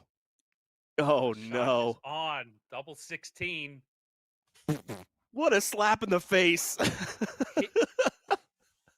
I'd even propose a kick in the schnuggets, man. Ouch. That hurts. Darryl had the opportunity. He can't believe it. He's immovable. Exactly. He just had to sit there for a second and be like, oh, man. But good on him for doing it. I mean, get yourself in the right mindset. Don't step up there kind of like, oh, man, that kind of stinks. Well, it stinks, but you've got to now somehow try to make this 4-4, because if you don't, well, you're one outside of that range where you're not seeing the next opponent. Yeah, you're absolutely right. Because it was a gut punch. So, literally and figuratively, the wind was probably taken out of him just for a moment. Match is not over by any means, but to be on the 9 and then have him, bang out that 112, just like, oh man, and take a breath and reset. What a back and forth, though. 93.33, 95.69 here in our board 3 final. We're getting the players into our feature board, starting to warm up. So we'll bring that to you when those players are ready. And as I look at the tournament, Buntz is moving so quickly. He's got to be giving the tournament director some heartburn, because we're waiting for our quarterfinal on the feature board, but Buntz is already booked for the semifinal on the feature. So I fear that we're going to have a backlog with Buntz moving so quickly. Yeah, I mean, he's done it in quick fashion. He's only lost 2 legs on the day, one being to Jeremiah Millar, one being to Davey Maine. So yeah, he's got to be feeling confident. I mean, just looking at overall averages too, for the day, 91.87. While we watch this finish up, but jump into the chat room, say hi to everybody. Thank you for participating and watching and being involved today. We ask you to like this stream, subscribe to the Champ Darts page, share the stream today. You can check out our social media handles on Instagram, X, Facebook, and TikTok. You can find us at Champ Darts. You can also check out champdarts.com, where you can sign up for our newsletter, get all information related to the CDC, plus great news and promos from all of our awesome sponsors. And upcoming, we'll have a ticket exclusive for the upcoming Continental Cup Tour Finals Championship. So you can check that out at champdarts.com. So in the chat there, you know who's left. Let us know who you see lifting today's trophy at the Cosmo Darts Championship. Anthony, what And an absolute spectacular 1-3-3 check from Daryl Christie to tie us back up at 4-4. That is the way to recover. Insane. Yeah, to recover like that is exactly what you need.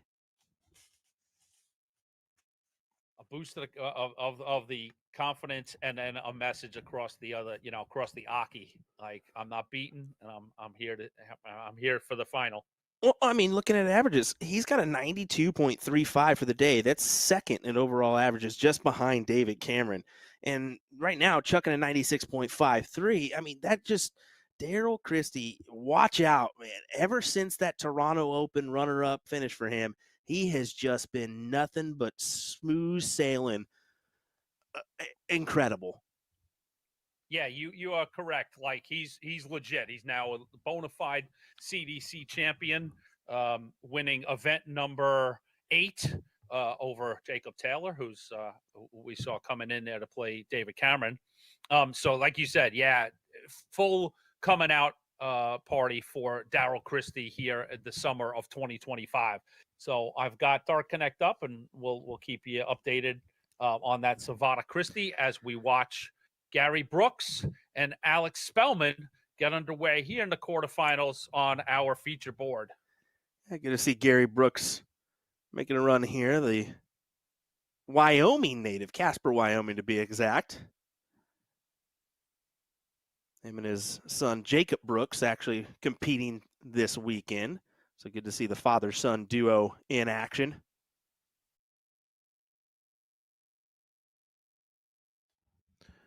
Now, Alex, I'll tell you something I noticed over the last few weekends.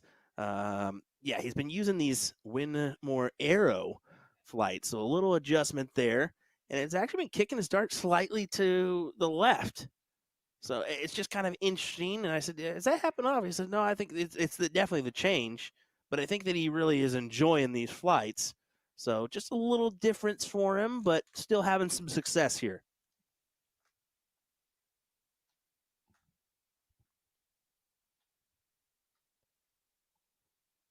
Gary queuing in the 100, or at least trying to. Can't obtain it. Advantage Spelman here. Savata picks up leg 9 over in that quarterfinal we would keep tabs on. So he's currently up 5-4 ahead of Daryl Christie. And, of course, you can check out all of this information that we have our eyes on at darkconnect.com. You go to the events page, PDC tab, and you can pull up all the matches in real time. How amazing is it that we have the power of Dark Connect to guide us through this 2025 season and then some? I mean, you're a youngster. I know, you were born like I don't know, like 10 years ago, it seems like, but I am such a dinosaur that, I was keeping score on stone tablets. So for me to see something like that come through, just completely revolutionize the steel tip game, and it's been an amazing process to. Oh, Alex Spelman. What a good little check takes there. That out, takes that first leg out, and opens up 1-0 in this quarterfinal, holds his throw. But, Will, it's just been an amazing process to watch how hard the founders, David Maher and his partner Greg Tong, worked on getting this thing launched, and that it really took. And to be able to sit anywhere in the world and pull up a dart board in anywhere from professional PDC matches to local luck of the draws in Thailand, Colombia, Canada, and New Zealand. It's absolutely phenomenal. Well, you remember the weekly grind of figuring out league averages, I'm sure. That was, oh my goodness. And that's a 180 for the Jackal. I don't envy anyone that had to do that back in the day. Oh my God, I'm gonna regale you with such dinosaur stories in a second. Christie ties things up 5 apiece over in that other quarterfinal, so keep you updated on that. Oh my God, of course. Well, I mean, I remember big spreadsheets and big books and keeping all that stuff, and I remember it used to be on playoff nights. You'd have people at payphones calling up other pubs. How's the match going? What's the status? 132. Who's playing what, and and there used to be funny business being had, but not any longer. When you can pull up the match that's going across town and keep tabs on 101. What's going on? the status of stuff, no more shenanigans, my friend. No. It makes it easy to figure out. Oh, I need a couple legs here, and we take the title. Yes. Now you know what I'm talking about exactly. Back in the day, it'd be like, wow, no, yeah. We gotta wait a couple days.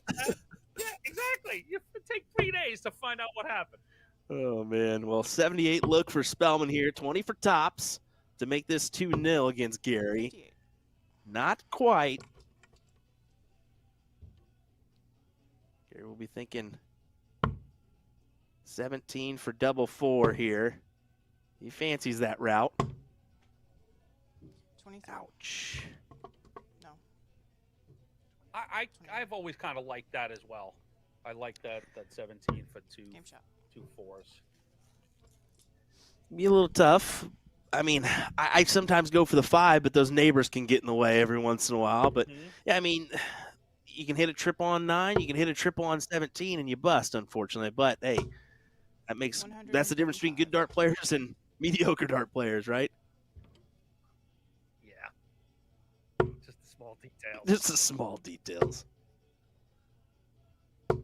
140. Great 140 follow-up from Gary Brooks. As looks like Savada's on 87, getting the first look at a check. 125.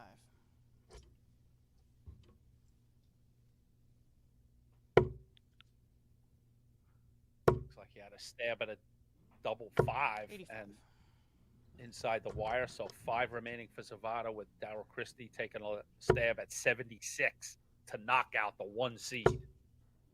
This would be huge for Christie. 140.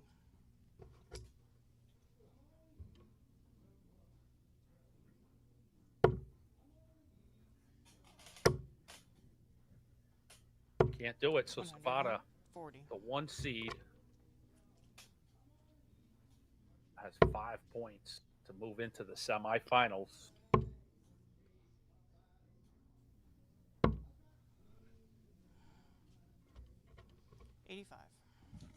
Spelman just misses the double 16. So Gary Brooks has a chance at a 136 checkout. The ball is back in Darryl Christie's court over in the other quarterfinal, and he takes out 32 on his first dart. So another top 4 run here for Darryl Christie. Give it to him.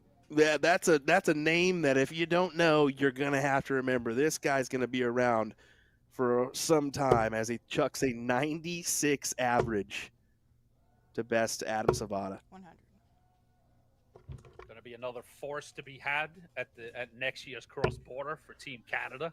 Oh, no doubt. I mean, right? That is, if he can continue this run that he's had, he's going to be one to definitely look out for and could turn the tide on the Nations Cup side of things too. You just never know. I mean, a 105.98 first 9, that alone is dang impressive. So he's the second player booked into the semis. So Darryl Christie sits atop the bracket. He will await the winner of Spelman Brooks, as you see here in front of you. The bottom half of the bracket is Buntz. He booked his spot with a 6-0 win over Danny Young, and he awaits the winner of a really hot contest between Cameron and Taylor, the 3 and the 6. Let's go check the scores on that. Jacob Taylor just took the second leg.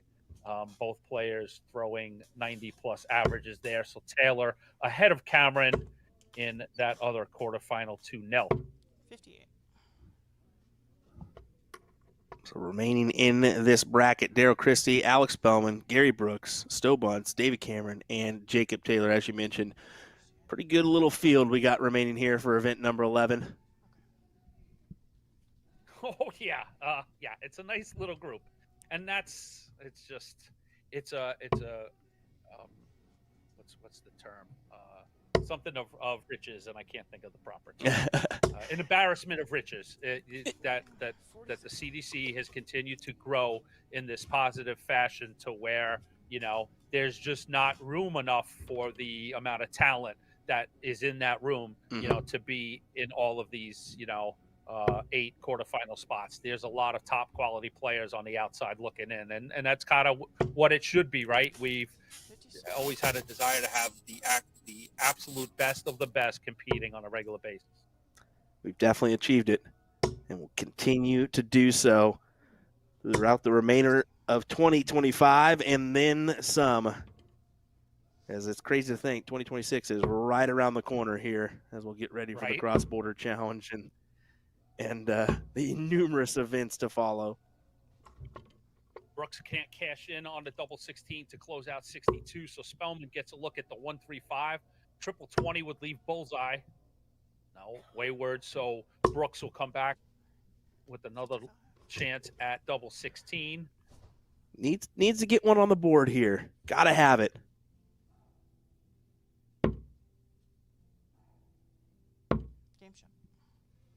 And he does it second leg. So Gary Brooks holds his throw in leg number 4. So Spelman up 3-1 in a race to 6 here in the quarterfinals. One of 2 quarterfinals still in play. We've got Daryl Christie and Stowe Buntz already booked on opposite sides of the brackets. So, and yeah, Will, you are absolutely correct. 2026 is just around the corner. We've got messages already underway, setting up the CDCQ schools where players, hosted at great open events around the country, and players can earn their CDC tour cards. So, if you think that you should be among these North America's best, these players that you see here, if you think you can compete with them, or you're like, hey, I'm just as good as these guys. Well, we want you first off, please. We nobody wants to be excluded. We want the best of the best. So if that's you, you got a chance to earn your CDC tour card at these Q school events. Stay tuned.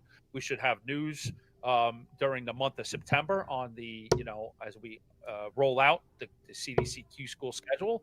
And if you're one of those top players who hasn't joined the ranks, and I know who you are, and that we know who you are. We want you, baby. We are not, we are not exclusionary, baby. There's lots of love still for you here on the CDC. Come on in, man. Come on. Definitely. I highly recommend you try out for a Q school, or at least experience it, right? Because you just never know your ability until you put yourself in that situation, and you're running with some of the best in North America. So, yeah, give it a try, give it a whirl.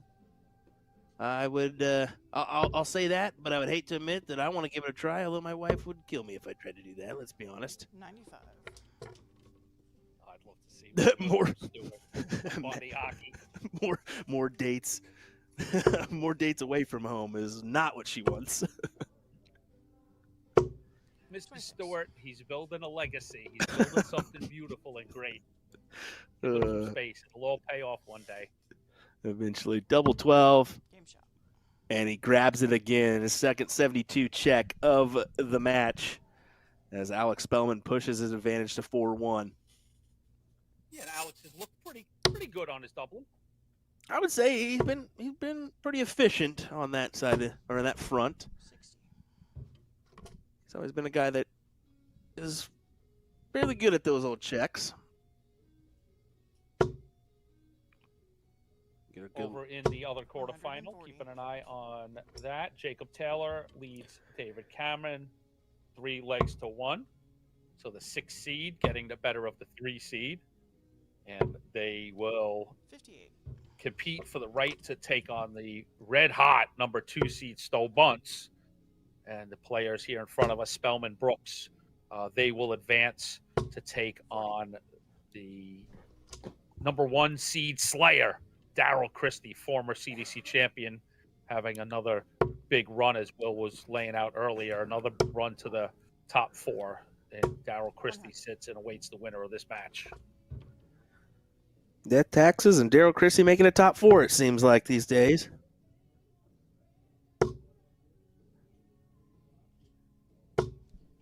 Spelman, I really like that side profile view that we were getting there, as you can just see that he just doesn't move at all. I mean, similar to Gary. Gary stands way on the left-hand side of the Aki compared to Spelman. Yeah, just look at this. Not much movement. Subtle head nods, but that's just more of the flow of the shoulder than anything.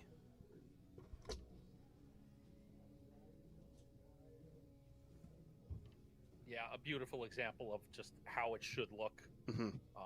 As minimal movement as possible, and Alex Spelman shows us that. How about this from Gary Brooks? A 170? Just about. I think it's a 130. Yeah, 130. But I mean, to start off on bowl in that spot. And shots on. Game shot. Did he hit tops? Oh! He took out tops. He grabbed it. 151 for Alex Spelman. That's a quality checkout from the Jackal. And that's what you were kind of alluding to. Where, you know, we talked his doubling's been pretty good, and you're like, hey, he's been known to snatch a big out every now and again, and puts it on display with a 151 to take a commanding lead now in this quarterfinal. Yeah, big stuff from Spelman. 140. And he just continues to hammer away. Good 140. Brooks going to have to answer or then some. He wants to snag that advantage away from Spelman.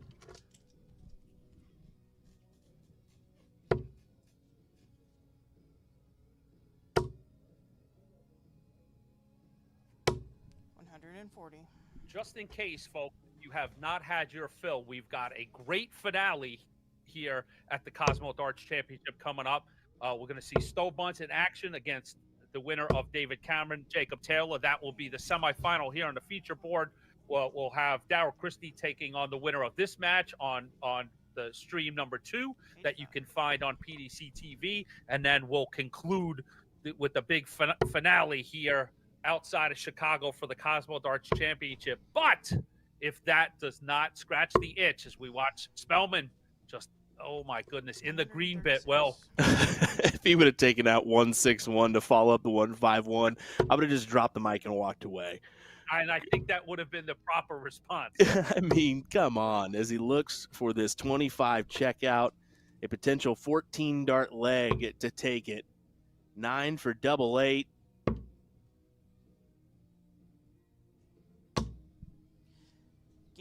Shot 8 match. it is. Alex Spelman. So Alex Spelman looks impressive as he advances 6-1 into the semis. Yeah, Go ahead, Will. Great win for Alex. But you know what? Great performance from Gary Brooks as he will take a quarterfinal run here in event number 11. I know he's going to be happy with that one, as he can take that back to Casper, Wyoming with him to show all his friends. Casper, let me tell you what, a good darting community, but he has to travel a little bit to make it worthwhile. Big on that DP Colorado circuit. Yeah, thank you. As you talked before about him, where he's located, I meant to bring that up. Yeah, a big part of Dart Players Colorado, and that effort that goes out there. A lot of talent that plays on that circuit. So, you know, Gary's definitely staying sharp. And those wins out on the Dart Players Colorado tour are well earned. Him and Caden, man. Him and Caden Newberry. They battle it out a lot there. Jacob Womack. I'm trying to think of a few of the other names. My apologies. Ruben Baugh, I believe it is. And it's run by Brenda Rausch and a couple other people out there. So yeah, there's lots of talent out there. As we look in here at Jacob Taylor and David Cameron, and yeah, why don't we? Will, if you want to step away, I'll bring this home. If you want to sit with me, I will. I'll sit here and watch Cameron and Taylor because then we're going to have to take a break to let those players reset, and that'll be our semi. So For sure. let's not let the people have.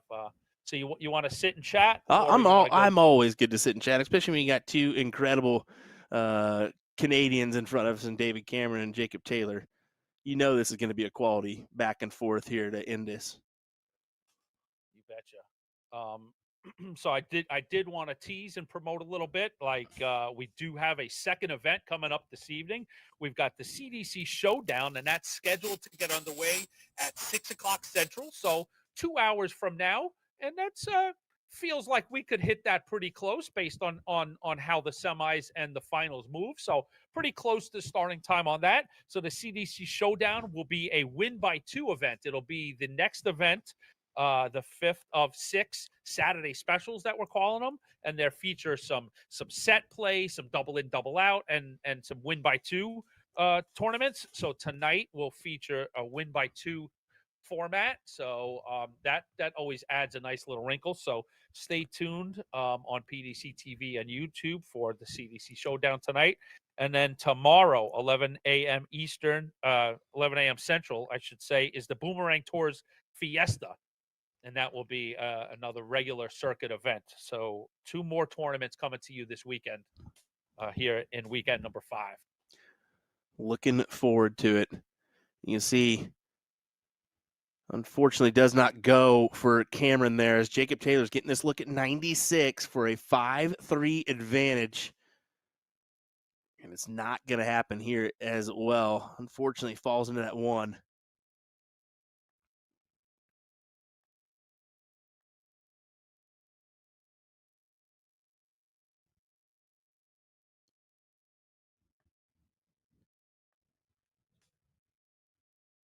And a little sneak peek of Spelman taking some board time. He's if that's board 2, he's on his board. He's going to start warming up for his match against Darryl Christie. So you get to see a little just from a top player. Just looking at overall point rankings here, David Cameron well out ahead in that first position on the Canadian rankings. He's third right now in the overall rankings.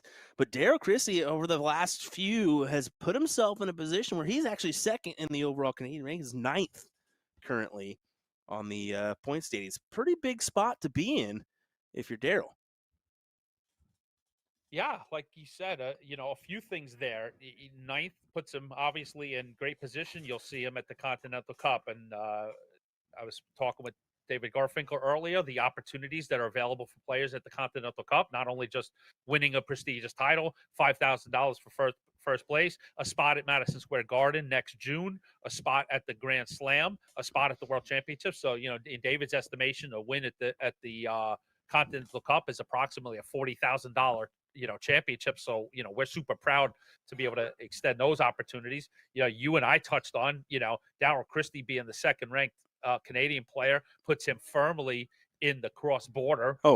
Which in and of itself has a $3,000 first place prize, has a spot at MSG. You know what I mean? So you're exactly right. Darryl Christie is laying it out by his own hard work at his feet. A couple more mentionables, too. I mean, you got Caden Newberry's in 10th and Danny Young is in 12th. Those two gentlemen, one or both, we could potentially see at the Cross Border Challenge next year, depending on if they can make a couple jumps or not. That's good. Yeah. Oh, you betcha. Like we were talking earlier, I mean, this stuff only brings good things, and we're happy for the players to see them do that, right? You get the opportunity to get into a cross border or compete at the Continental Cup, and our hope is that, gets you the exposure to be able to secure that good sponsor that will help you with your travel, maybe regionally, becomes a source of pride. Like, let's say, a Danny Young is a great example. You get some exposure on the CDC, and now you come back home to the great state of Texas, and you have the ability to go around and, hey, I can promote your product. I can be part of, your social media campaign and earn some good sponsorship that way. So it's certainly what we want to see out of these new, new names on the CDC roster. More money? Yes, please. Right? You betcha. Well, we all win by that, right? Because Yeah. now, the more these players have the ability to come out and compete, as the CDC expands and grows, is more weekends to play, more places to travel to. So the easier the players can get there, the better the players that we have on the stream, and the better the streams we have to bring to you people, the fans. And then, we get eyeballs, and then we can now go out to sponsors and say, hey, we've got good numbers. How about you put a couple of shekels into the, CDC coffers, and we can have, someday the, $500,000, CDC championships or some godforsaken number like that. Coming soon, the Coca-Cola Classic. Amen, brother. From your lips to the CEO's ears. Let's go right to God's ears. Let's go, baby. Come on, big man, help us out. But exactly, right? I mean, it's a beautiful product here in North America. We would love that. Definitely. So I just wanted to. Sorry, go ahead, brother. You first. I was just gonna say, unfortunate leave there at 166 for Taylor, but yeah, sets this 96 up for a potential win.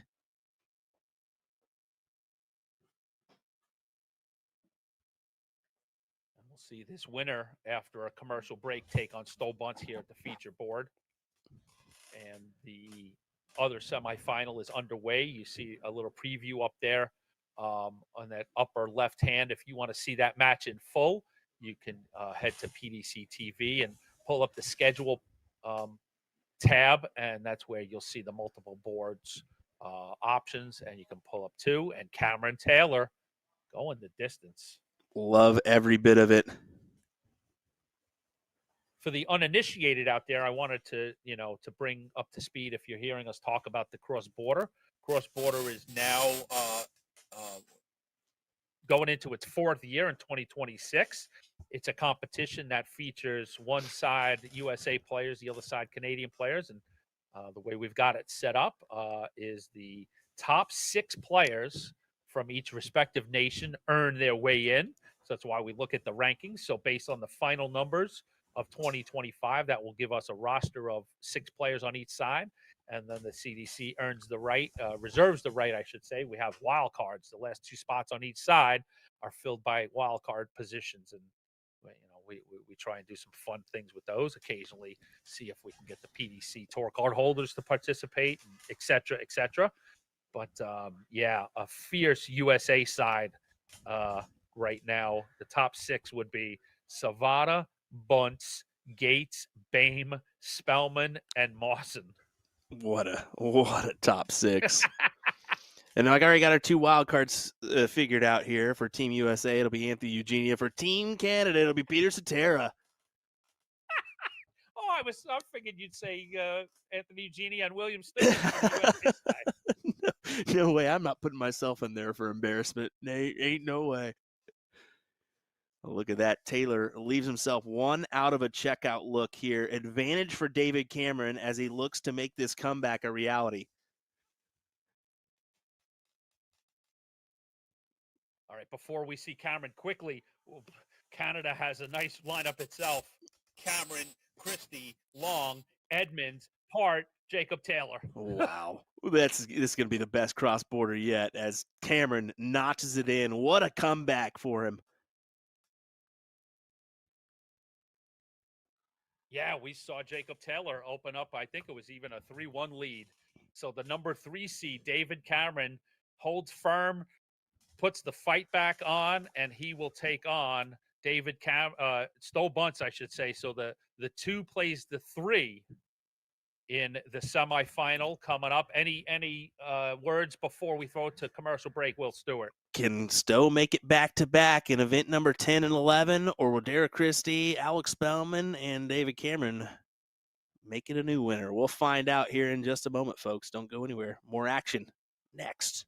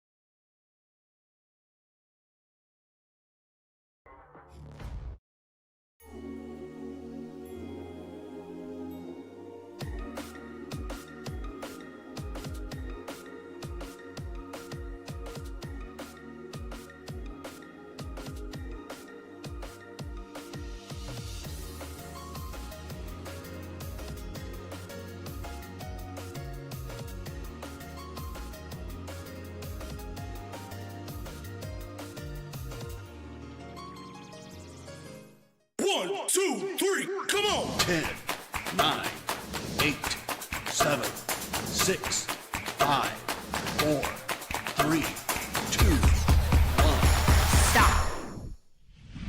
Welcome back to the Cosmo Darts Championship. Coming to you live from Oakbrook Terrace, Illinois. Go for it. Thank you, Jim, and welcome back, ladies and gentlemen. Anthony Eugenie, and I'm going to be sitting in here to take care of this semifinal. We've got a great matchup here between the number 2 seed, Buntz, and the number 3, David Cameron. So I'm going to join you and have a good time with everybody, give the boys a break, and the finals will be done by William Stewart and David Garfinkel. So AE here to take care of the semifinals. So let's have a good time with this one. Buntz and Cameron. The other semifinal, Darryl Christie locked at 2 legs apiece with Alex Spelman. So what we'll do is let's open up a scoreboard on Dark Connect. I'll keep that on one computer. And we've got Cameron Buntz in front of us. So 4 players remain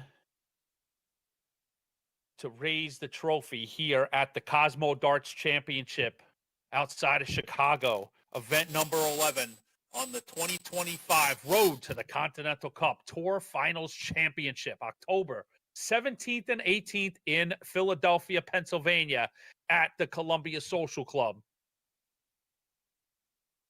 So Buntz wins the bull. Now they get 9 darts to reset, and then we'll get going with our semifinal.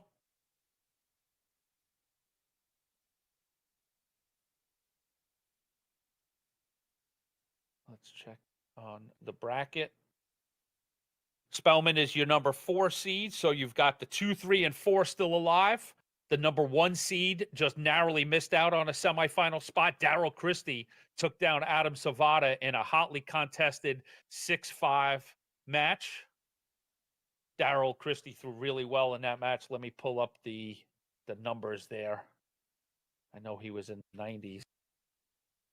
Yeah, I'll give you a rundown. Let's take a rundown of what these guys did in their quarterfinals. So yeah, Darryl Christie, a 96 average, bested Savada's 94, 6-5. Alex Spelman, a 90 average over Gary Brooks in his 6-1 win. And these 2 guys in front of us, David Cameron, in a fight back effort, took down Jacob Taylor 6-5 after being down, I think it was 3-1 to Jacob Taylor. Excalibur fought his way back, and Stowe Buntz continued a hot day. If I heard correctly earlier, Stowe has only dropped 2 legs on the whole day. A 97 average saw Stowe Buntz just a flamethrower through his quarterfinal with Danny Young. So here we are in the semifinal, and it's underway. And David Cameron on today's poster as one of the marquee names on the Cosmo roster. So Nozomi and the Cosmo team, I'm sure happy to see one of their big names in the Cosmo Darts Championship semifinals.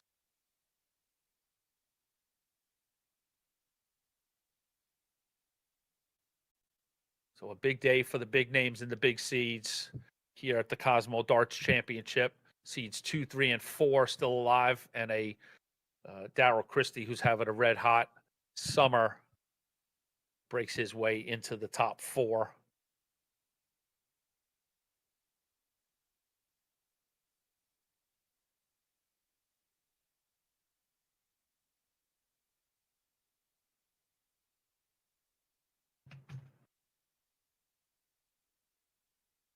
Stowe Buntz, when we last got together in weekend 4, he was the winner of event number 10. And David Cameron takes out double 10 to take 100 points off the board and take leg number 1.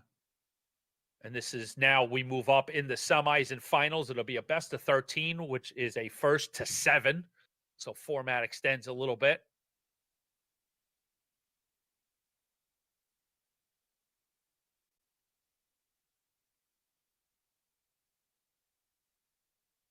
It's part of what these players learn as they progress in their careers in long format. You've got some more legs to play, some more ebbs and flows of a match. Things, with experience, you learn that, small deficits of 2 legs, even 3, are nothing to panic about. There's a lot of room to work and a lot of space to play in. And all of these players are capable of going on, tears of multiple legs of 3, 4, 5 in a row. So, at any given moment, these players in these semifinals can just, put on the afterburners and hit big averages, and take, multiple legs in a row. We're watching a really good performance here from Stowe in leg number 3. On his throw, 48 after 12 darts.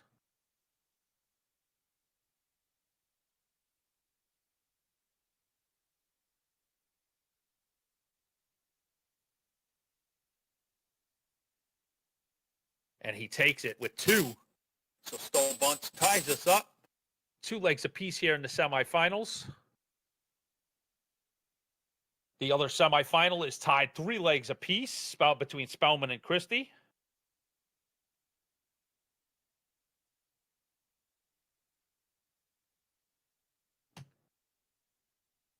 Now that I'm settled in and the match is underway, well, let's open up the chat and see what everybody's talking about in the YouTube chat. Thanks for joining us, where our feature board is here on YouTube, plus PDC TV. Additional coverage is found on PDC TV. So if you want to watch that second semifinal, you can go to PDC TV and you'll pull up stream number 2. And don't forget, we've expanded our coverage. So we've got 5 boards of coverage on PDC TV during our regular events. So look for that tonight and tomorrow as we continue to bring you weekend number 5, the 5th of 6 weekends here on the 2025 Championship Darts Circuit.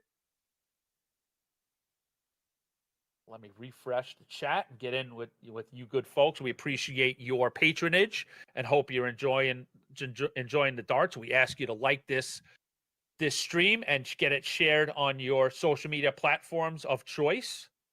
And of course, subscribe to the channel, Championship Darts Circuit on YouTube.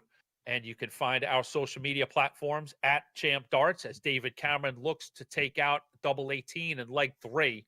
Did he get that through? Waiting on my Dart Connect to get caught up. Oh my goodness. he managed to get it through those first 2 darts.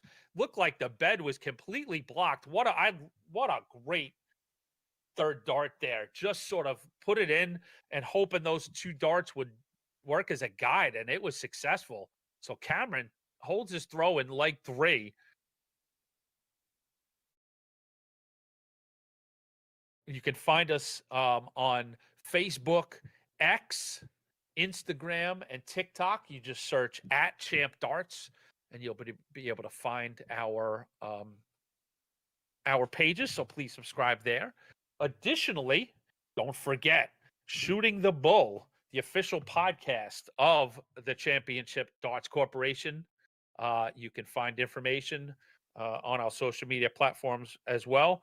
Our next episode will be coming to you this coming Thursday, August 28th at 9 o'clock Eastern. So don't miss out on that. We'll be on YouTube as well. And then you'll be able to find that episode over the weekend on your podcast platform of choice, Spotify, iTunes, and other great podcast platforms. So we ask you to give us a 5-star review and subscribe to those channels as well. So lots of great content here in the CDC universe. As we look at Stowe Buntz trying to cash out, tops on 100, isn't going to do it. So our first real moment of character here in this semifinal, a break of throw in leg 4 for David Cameron. So Buntz can't take out the 100, gives Cameron an opportunity to take out tops, and he does it, going up 3-1 on the 2 seed.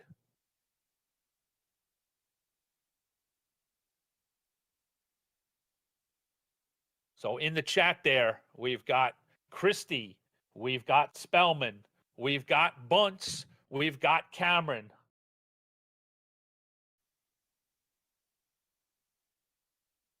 Who wins the Cosmo Darts Championship? Let me know in the chat. Also, let us know where you're watching from. That's always very cool. We appreciate the support from all around the continent and hopefully a little bit of overseas. We're super proud of these North American players, and we want to bring 60. entertaining darts to you.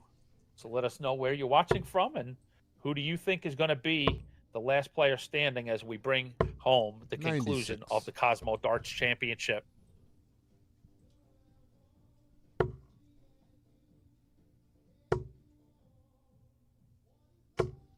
$100. As Stowe Buntz looks to get that break back. Just coming up 64. a little short David, on you his require scoring 148. wedges. So Cameron with the throw here in leg 5 will be the 60. first one. Stowe, you require He is at and 160. out, so even more so in his next visit, because Buntz is not going to take out the 60. 160. Dave, you require 88. So I want to go for a second. Let's go to the overall Dart Connect section here for this event, and I want to pull up Game the shot in the fifth leaderboard. I leg. want to see what the numbers for Sixth these leg players is have Stowe been, to because throw it first. feels like Game on. Buntz is coming down a little bit with his averages, like we saw that big number he put up against Danny Young, and it feels like Cameron is upping his 44. average here against a tough Buntz.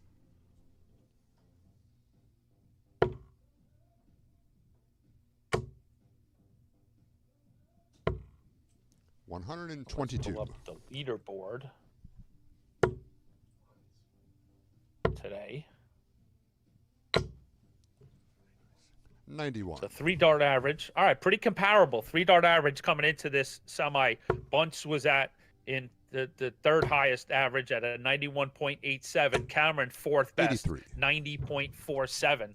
So comparable there. Let's see first 9, which sort of shows that opening scoring power. 57. Both pretty impressive. Stowe Buntz came into the semifinal 103.54 in his first 82. first 3 darts, his first 3 turns, I should say, as David Cameron goes up 4 legs to 1. 93. David Cameron 2 spots behind Stowe, 100.22. All right, so both players scoring pretty comparatively as the 2 and 3 clash here in the semis. The other semifinal, Darryl Christie and Alex 100. Spelman. David, What you a require contest. 114. Knotted at 4 legs apiece. Spelman is your 4 seed. Darryl Christie took out the 1 seed Savada in his quarterfinal. Game shot in the 6th set. And David Seventh Cameron. leg is David to throw first. 114 out Game to on. break Buntz for the 2nd time. And now Buntz, I think, is in an official pickle. Down 5-1 to 58. Excalibur here in the semifinal of the Cosmo Darts Championship. 42. Now, I don't have the numbers in front of me. I touched on as this match opened up that you see that big Cosmo badge on David's shirt, a longtime sponsored player by Cosmo. 46. And, I know he's done it once, and I highly suspect there might be multiple wins. David Cameron, I think, has a nose for winning these Cosmo sponsored events, and I'm gonna send a message to my team to see if anybody can sort of figure that out as to how many Cosmo bannered events that David Cameron has raised trophies. I mean, Cameron is the 3rd time in 3rd place, the all-time list 96. of winningest CDC players on circuit events. Leonard Gates has won 12, Butler has won 9, and David Cameron has won 9. 60. So Cameron has won his share of big-time titles, and as I said, I think a few of them have been Cosmo events. The man knows how to step up in the moment. 177.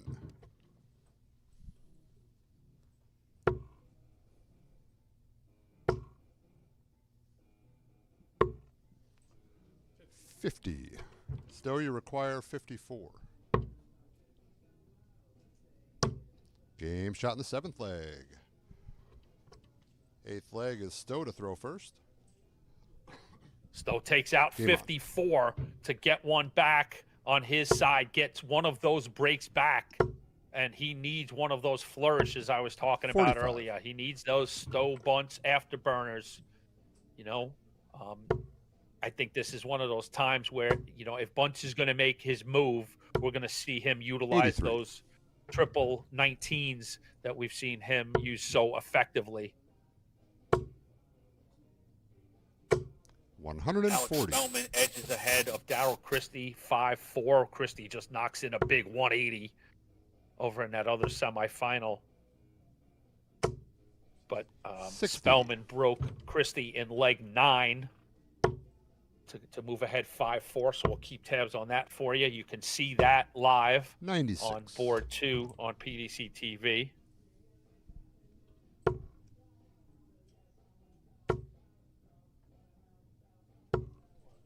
$45.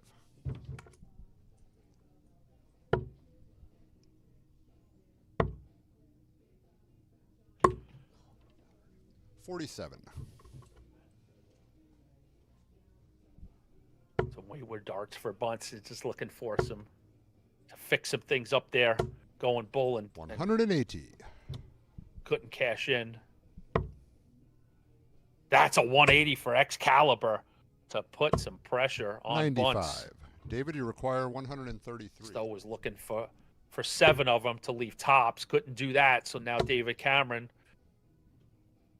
80 scored, so 53 remaining, I believe. 93. So 13 will leave Stowe, tops. you require 78. If Stowe Buntz can't take out 78 on his throw. So 20 for tops, and we know Stowe Buntz's Game shot in the reputation 8th on leg. tops and death taxes and Stowe Buntz, Buntz, coined by Sean on. Green. And Buntz holds his throw in leg number 8. 100. And that just, you felt that was a must go for Stowe Buntz. David Cameron 117. sitting on tops behind him there. That was just not a spot that Stowe Buntz could afford to miss that double 20. So good old trusty 80. double 20 came through for the Neon Nightmare. Daryl Christie gets the break 133. back over in the other semifinal. 5-5. Man, oh, Shevitz. That just keeps going back and forth. 140.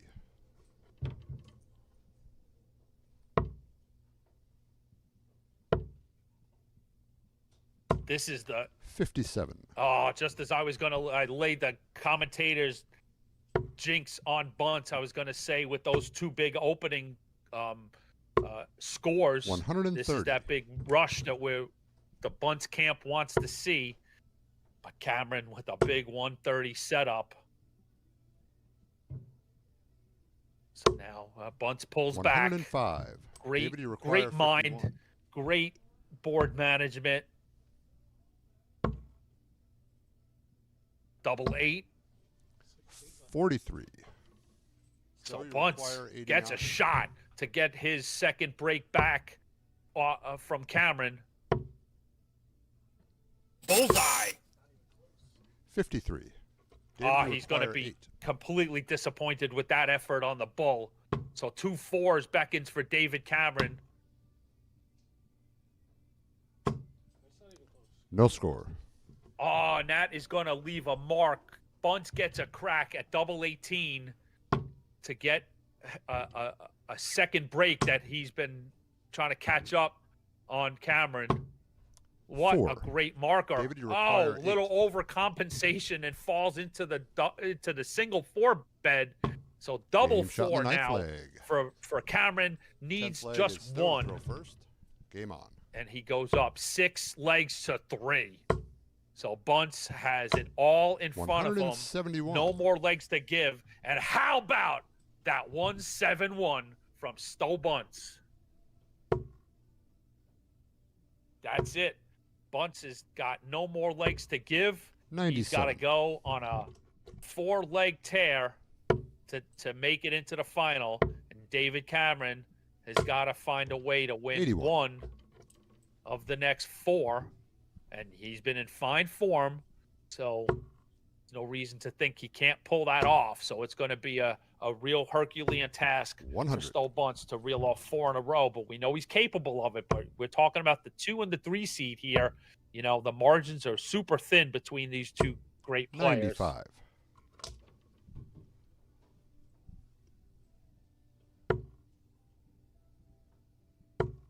Alex Spelman looking for 76 points 85. in the other Still you require semifinal. They're 154. tied at 5 legs apiece. So the margins are super thin over in that semifinal. 3 darts. The Jackal 94. takes out 76. So he takes a 6-5 lead. That was a break of throw against Christie. So Alex Spelman is at the Aki up 97. 6-5, Still you looking to require book 60. his place in the final of the Cosmo Darts Championship. Game shot in the 10th leg. 11th Stowe leg is Buntz David to takes throw out first. tops, as Game we on. all expect him to do. So 20 for tops. Buntz cashes it in, holds his 100. throw. 6-4, David Cameron here in the semifinals. 79.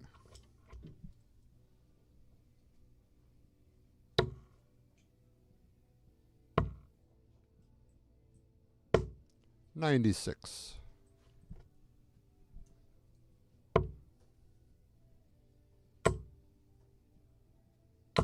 Thanks everybody in the chat 133. getting caught up with some great locations all around the world. We've got somebody in Germany and somebody in England and some folks around North America. So 100. let us know what you're seeing here, what your analysis on both semifinals here, and who you see. Who do you tip for the Cosmo Darts 95. Championship? Things are pretty locked in tightly here. Let's check on that other match. 6-5 Spelman, but Daryl Christie opens up with a 60. big 180. So he's going to be the first one to an out 57. in David, you leg require number 12. 145. He's got the big fish, so keep your eyes on that. Here, David Cameron with the throw. Can't 52. take out the Still you require 145. 137. A fat 20 took that off the board to open this leg up. So Buntz has a crack at the 137. So that's 57. David, you require 93. I can't tell if he hit that triple or not. So 5-7. So he didn't get that. So 43 tops to 53. advance. Stowe, you require 80. Oh, David Cameron can't put in the tops, but a beautiful setup path. So double 10 Game for shot Stowe in the Buntz 11th to leg. break David Cameron. 12th leg He is gets Stowe to that throw break first. back. So now Stowe Buntz comes on. to the Aki to tie this matchup at 6 apiece. So 6-5 both semifinals. 117. Each player with 6 is off throw in leg 12. So real parallels in both semifinals. 60. Darryl Christie needs 65 to stay alive. Can't do it. Has 20 points remaining, but Alex Spelman 57. is shooting at tops to move into the final. Over in the other semifinal, right here, Buntz opens up big, and Darryl and Alex Spelman takes the other semifinal 7-5. So Alex Spelman is your first player booked in the finals. Your 4 seed 133. is in to the final of the Cosmo Darts Championship. So will Alex Spelman play Stowe Buntz or David Cameron? Buntz is the 2 seed, Cameron the 3 seed. So big names will be in the final here. 126. Stowe Buntz looking to David, you require take 142. something off the 194 and hope he comes back. Cameron at the 142 can put this away. Can't now. 60. 102 is the Stowe, you setup. require 68. Looking for a triple 20. Only singles. So 82 Cameron. 48. David, you require 82. Stowe Buntz with a insanely rare miss at tops to take a leg out. So 16, I think, is that 68 left? 32? 42. Oh, he had Stowe, 66, you require 20. my error. So he did hit the 6 to leave himself a bull. His wayward dart, it was a 10, so Game a shot in the fortuitous 12th miss. leg. But Buntz 13th and takes final out leg. the 20, and we're David going the throw distance first. here in the Game on. semifinals. The 2 and 3 seed go the distance. So apropos. I hope you're enjoying it out there. I'm enjoying bringing it to you. My name is Anthony 140. Eugenia, and we're thrilled to bring you coverage here of the Cosmo Darts Championship, event number 11 on the road to the 2025 Cosmo 85. Darts Continental Cup Tour Finals Championship in Philadelphia, October 17th and 18th. 100. Could very well see one of these players lift that championship. Stowe Buntz, former Continental Cup champion. Alex Spelman, former 100. Continental Cup champion. The only one of the 3 left, David Cameron, has not yet won a Continental Cup championship. It might be time for Excalibur to lift that big trophy. 2 in the bed. 140. A 140 for David Cameron. 1-2-1 after 3 turns for Excalibur 89. with the throw. David, you require 121. So Buntz just looking to put as much pressure. Cameron's going to have 6 darts at 121 to move into the final. 70 shot. 89. Now it's a setup. So 89 scored, 32 remains for Excalibur.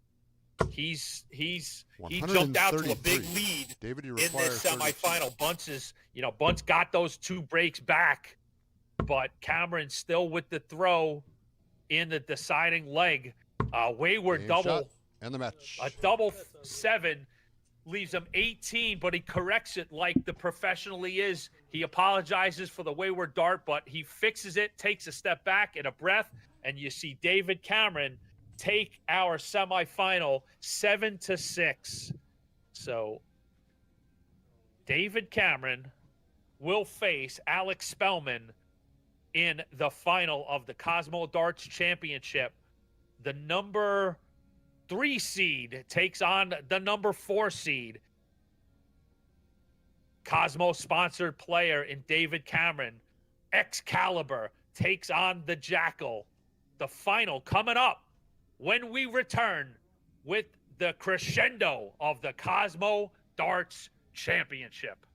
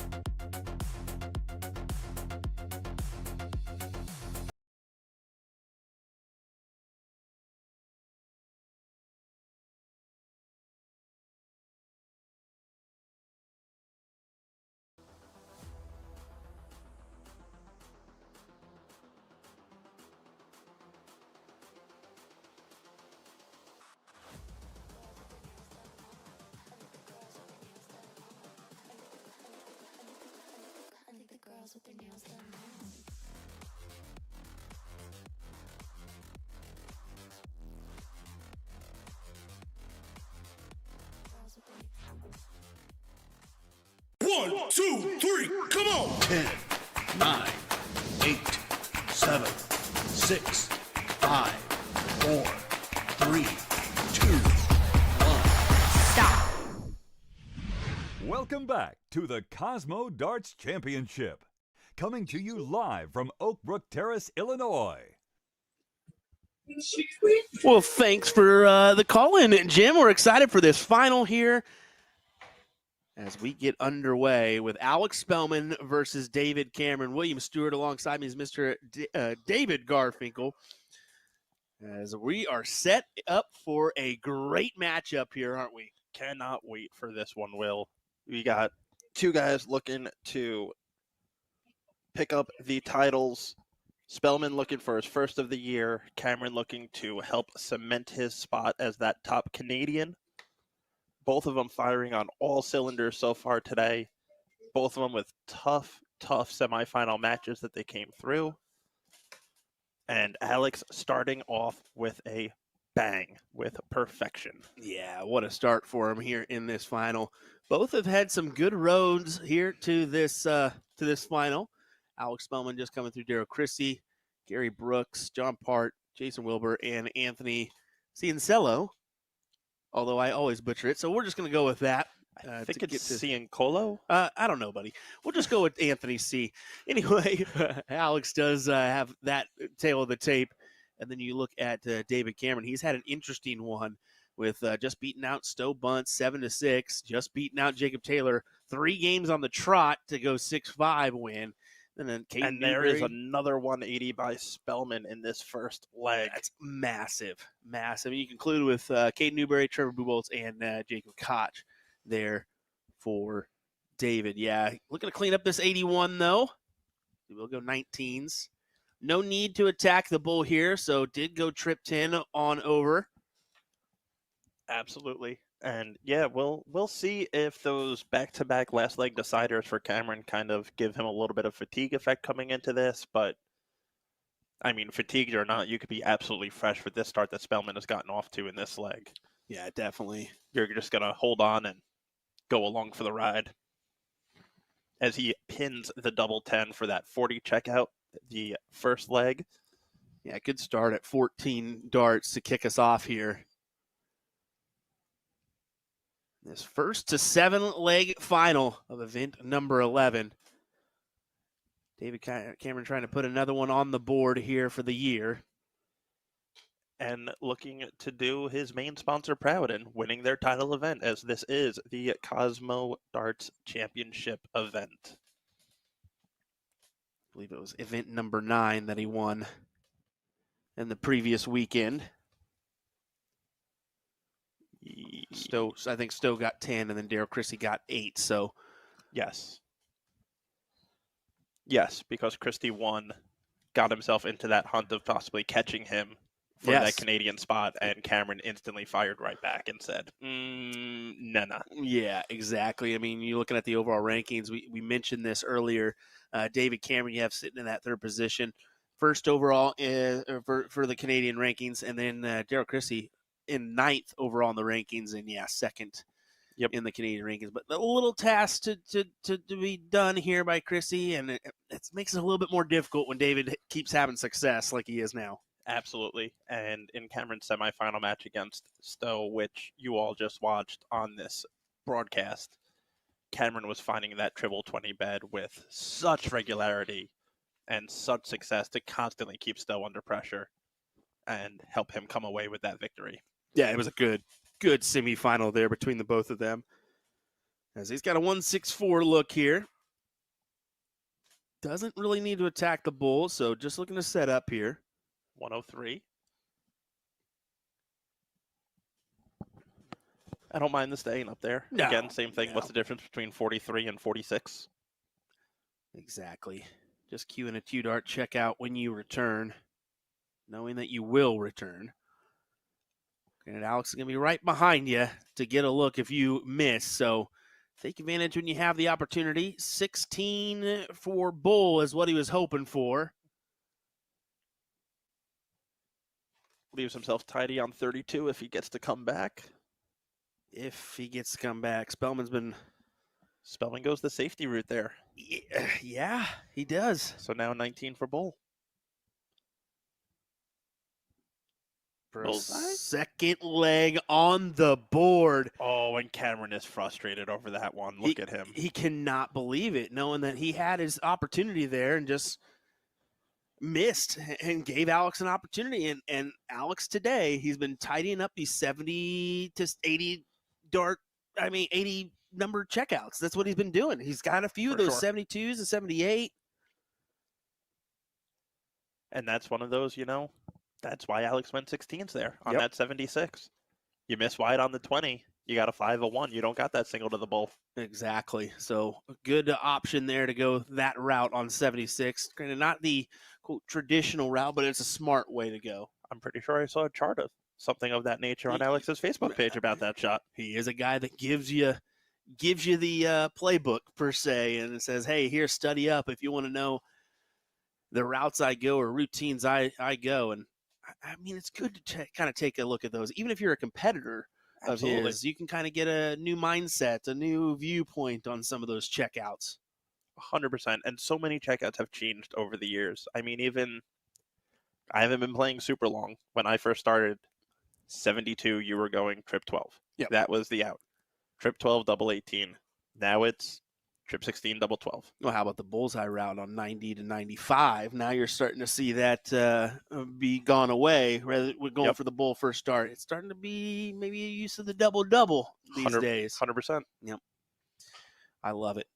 I love the transition that we see in darts.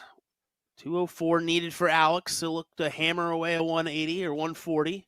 Gonna adjust now. Be happy with a 96. No, that's just a 58. Yeah, just 58. So not the round he, of course, wanted, but he knows he's got a second here.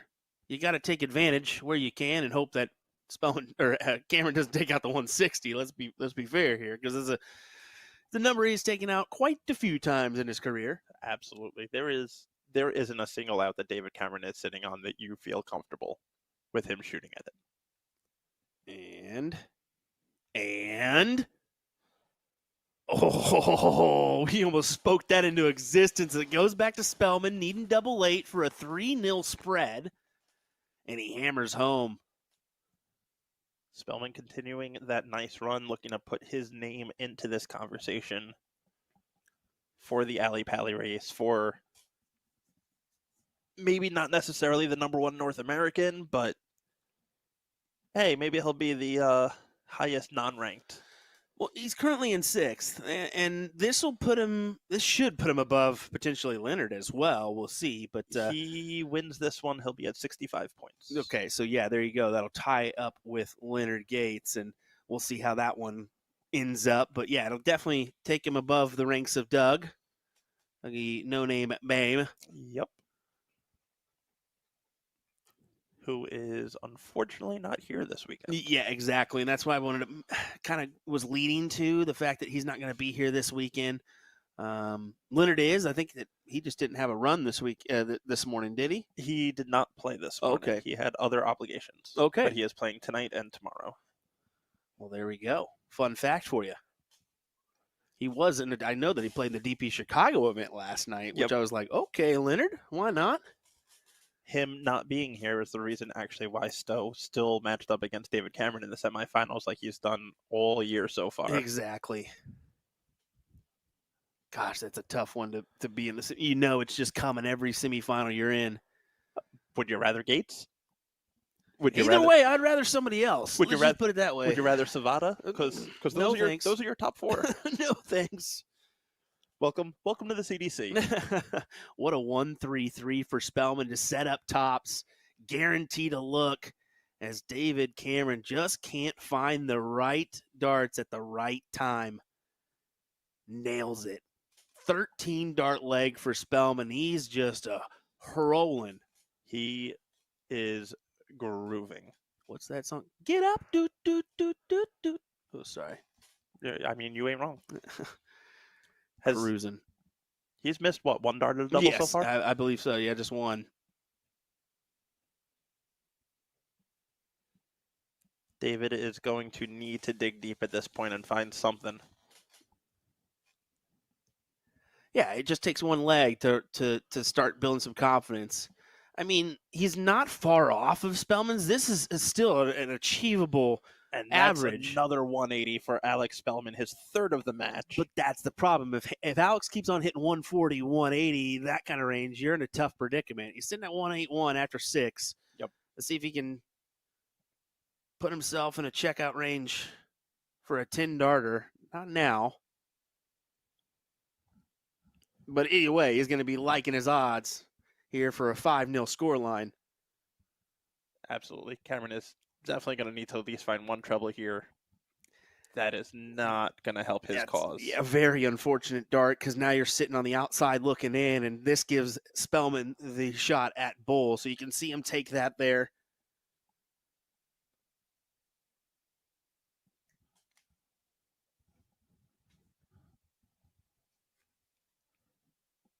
Really needs to grab a triple, finds it on the last. But does it even matter? I mean, you're hoping for a man that hasn't missed to miss. And chances are he ain't going to miss. Nope. Another 14 dart leg for Spelman. Begs the question, has Alex finally found his setup for his new darts? It seems that's what it's looking like. It seems like it. I mean, for the last few weeks, those win more arrows just, I don't know. I haven't been liking the way his darts have lined up. It's slightly to the left on entry. Yeah, but, I mean, the more he works with them, the more he's having success, and today is a proving point. Yep. Yeah, I mean, it's one of those things. You look at every single player, their darts enter the board different. They enter the board at different angles. It's whatever they're comfortable with and whatever they can work with. And Alex has figured out how to work with these in a way that he hasn't been able to find so far this year with any other setup. Well, we know those darts are going to release at some point, right? It's just a matter of when Winmore decides to put them out. I believe a birdie told me early September. That wouldn't surprise me by the end of the year, I would imagine. So be on the lookout for those new Alex Spelman Jackal barrels. Don't quote us on the time frame, but quote us. And look at, just keeps barreling in those 20s, man. I mean, what a opportunity. As he's 2 legs away and about to be 1 leg away from a win. Has the 1-2-6 with Cameron outside in, so 19s, but does not have to attack the bull. Yeah, as you can see, switching after dart 1. I like that switch there. There's no reason to hammer in another triple and then you're left with double 6. Try to better your odds. Hit that tops that you've been hitting all match. Yep. And it's almost like he's going to hit it first or second, right? Of course. I mean, it's just inevitable at this point. Look at, I mean, Cameron thought he was, no, sir, you're done and dusted at this point. Yep. Sweep it up. I mean, no, nothing against Cameron. I mean, but Spellman's on. Cameron's having an off match here. 100%. And I wonder if because Alex is hitting every single thing he's looking at, that is what's throwing Cameron off. Oh, it has to be. At some point, you're like, I can't catch a break. No, you truly can't right now. He just keeps on capitalizing here. Triple after another 180. Just might as well say it, right? Yeah. Yeah.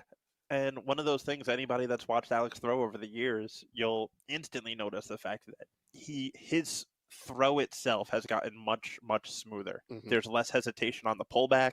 He's just pulling back and letting it rip. And he's getting more comfortable with that throw. Well, you can see the little side eye there, but for the day, I haven't seen the look off, the dramatic, in between throw looks. That's what I like to see. If Spellman's not doing that, I like his chance. That means he's not thinking, he's just throwing. Absolutely. That's when Spelman pulls out his best stuff. He needs to do that more often. I'm critical of him a little bit on the nods off and shit. Yep. You got to stop that. If you can just get over it and keep throwing, your odds are so much better. As he'll come in, ton needed for 7-0. It's done. Just wow. Unbelievable performance. Alex Spelman, your CDC event number 11 Cosmo Darts champion. That's just simply incredible. What a 97.42. That's just, the Jackal performs here for this one. Congrats to, like you said, our event 11 winner, the Cosmo Darts champion, Alex Spelman, and congrats to David Cameron on a good run here as well. I mean, Absolutely. Second place it just wasn't his time to shine in the final, was it?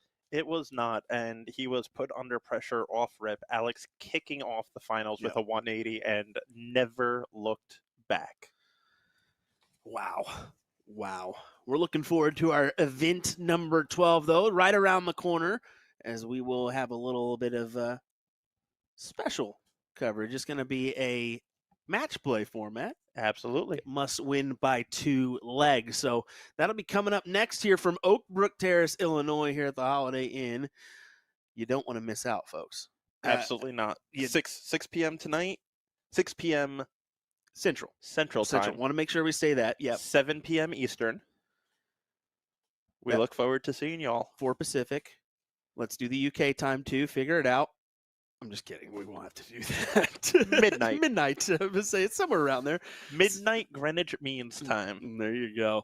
Thanks for joining us, folks. We definitely appreciate it, and we look forward to bringing you coverage here a little bit later on from event number 12. See you later.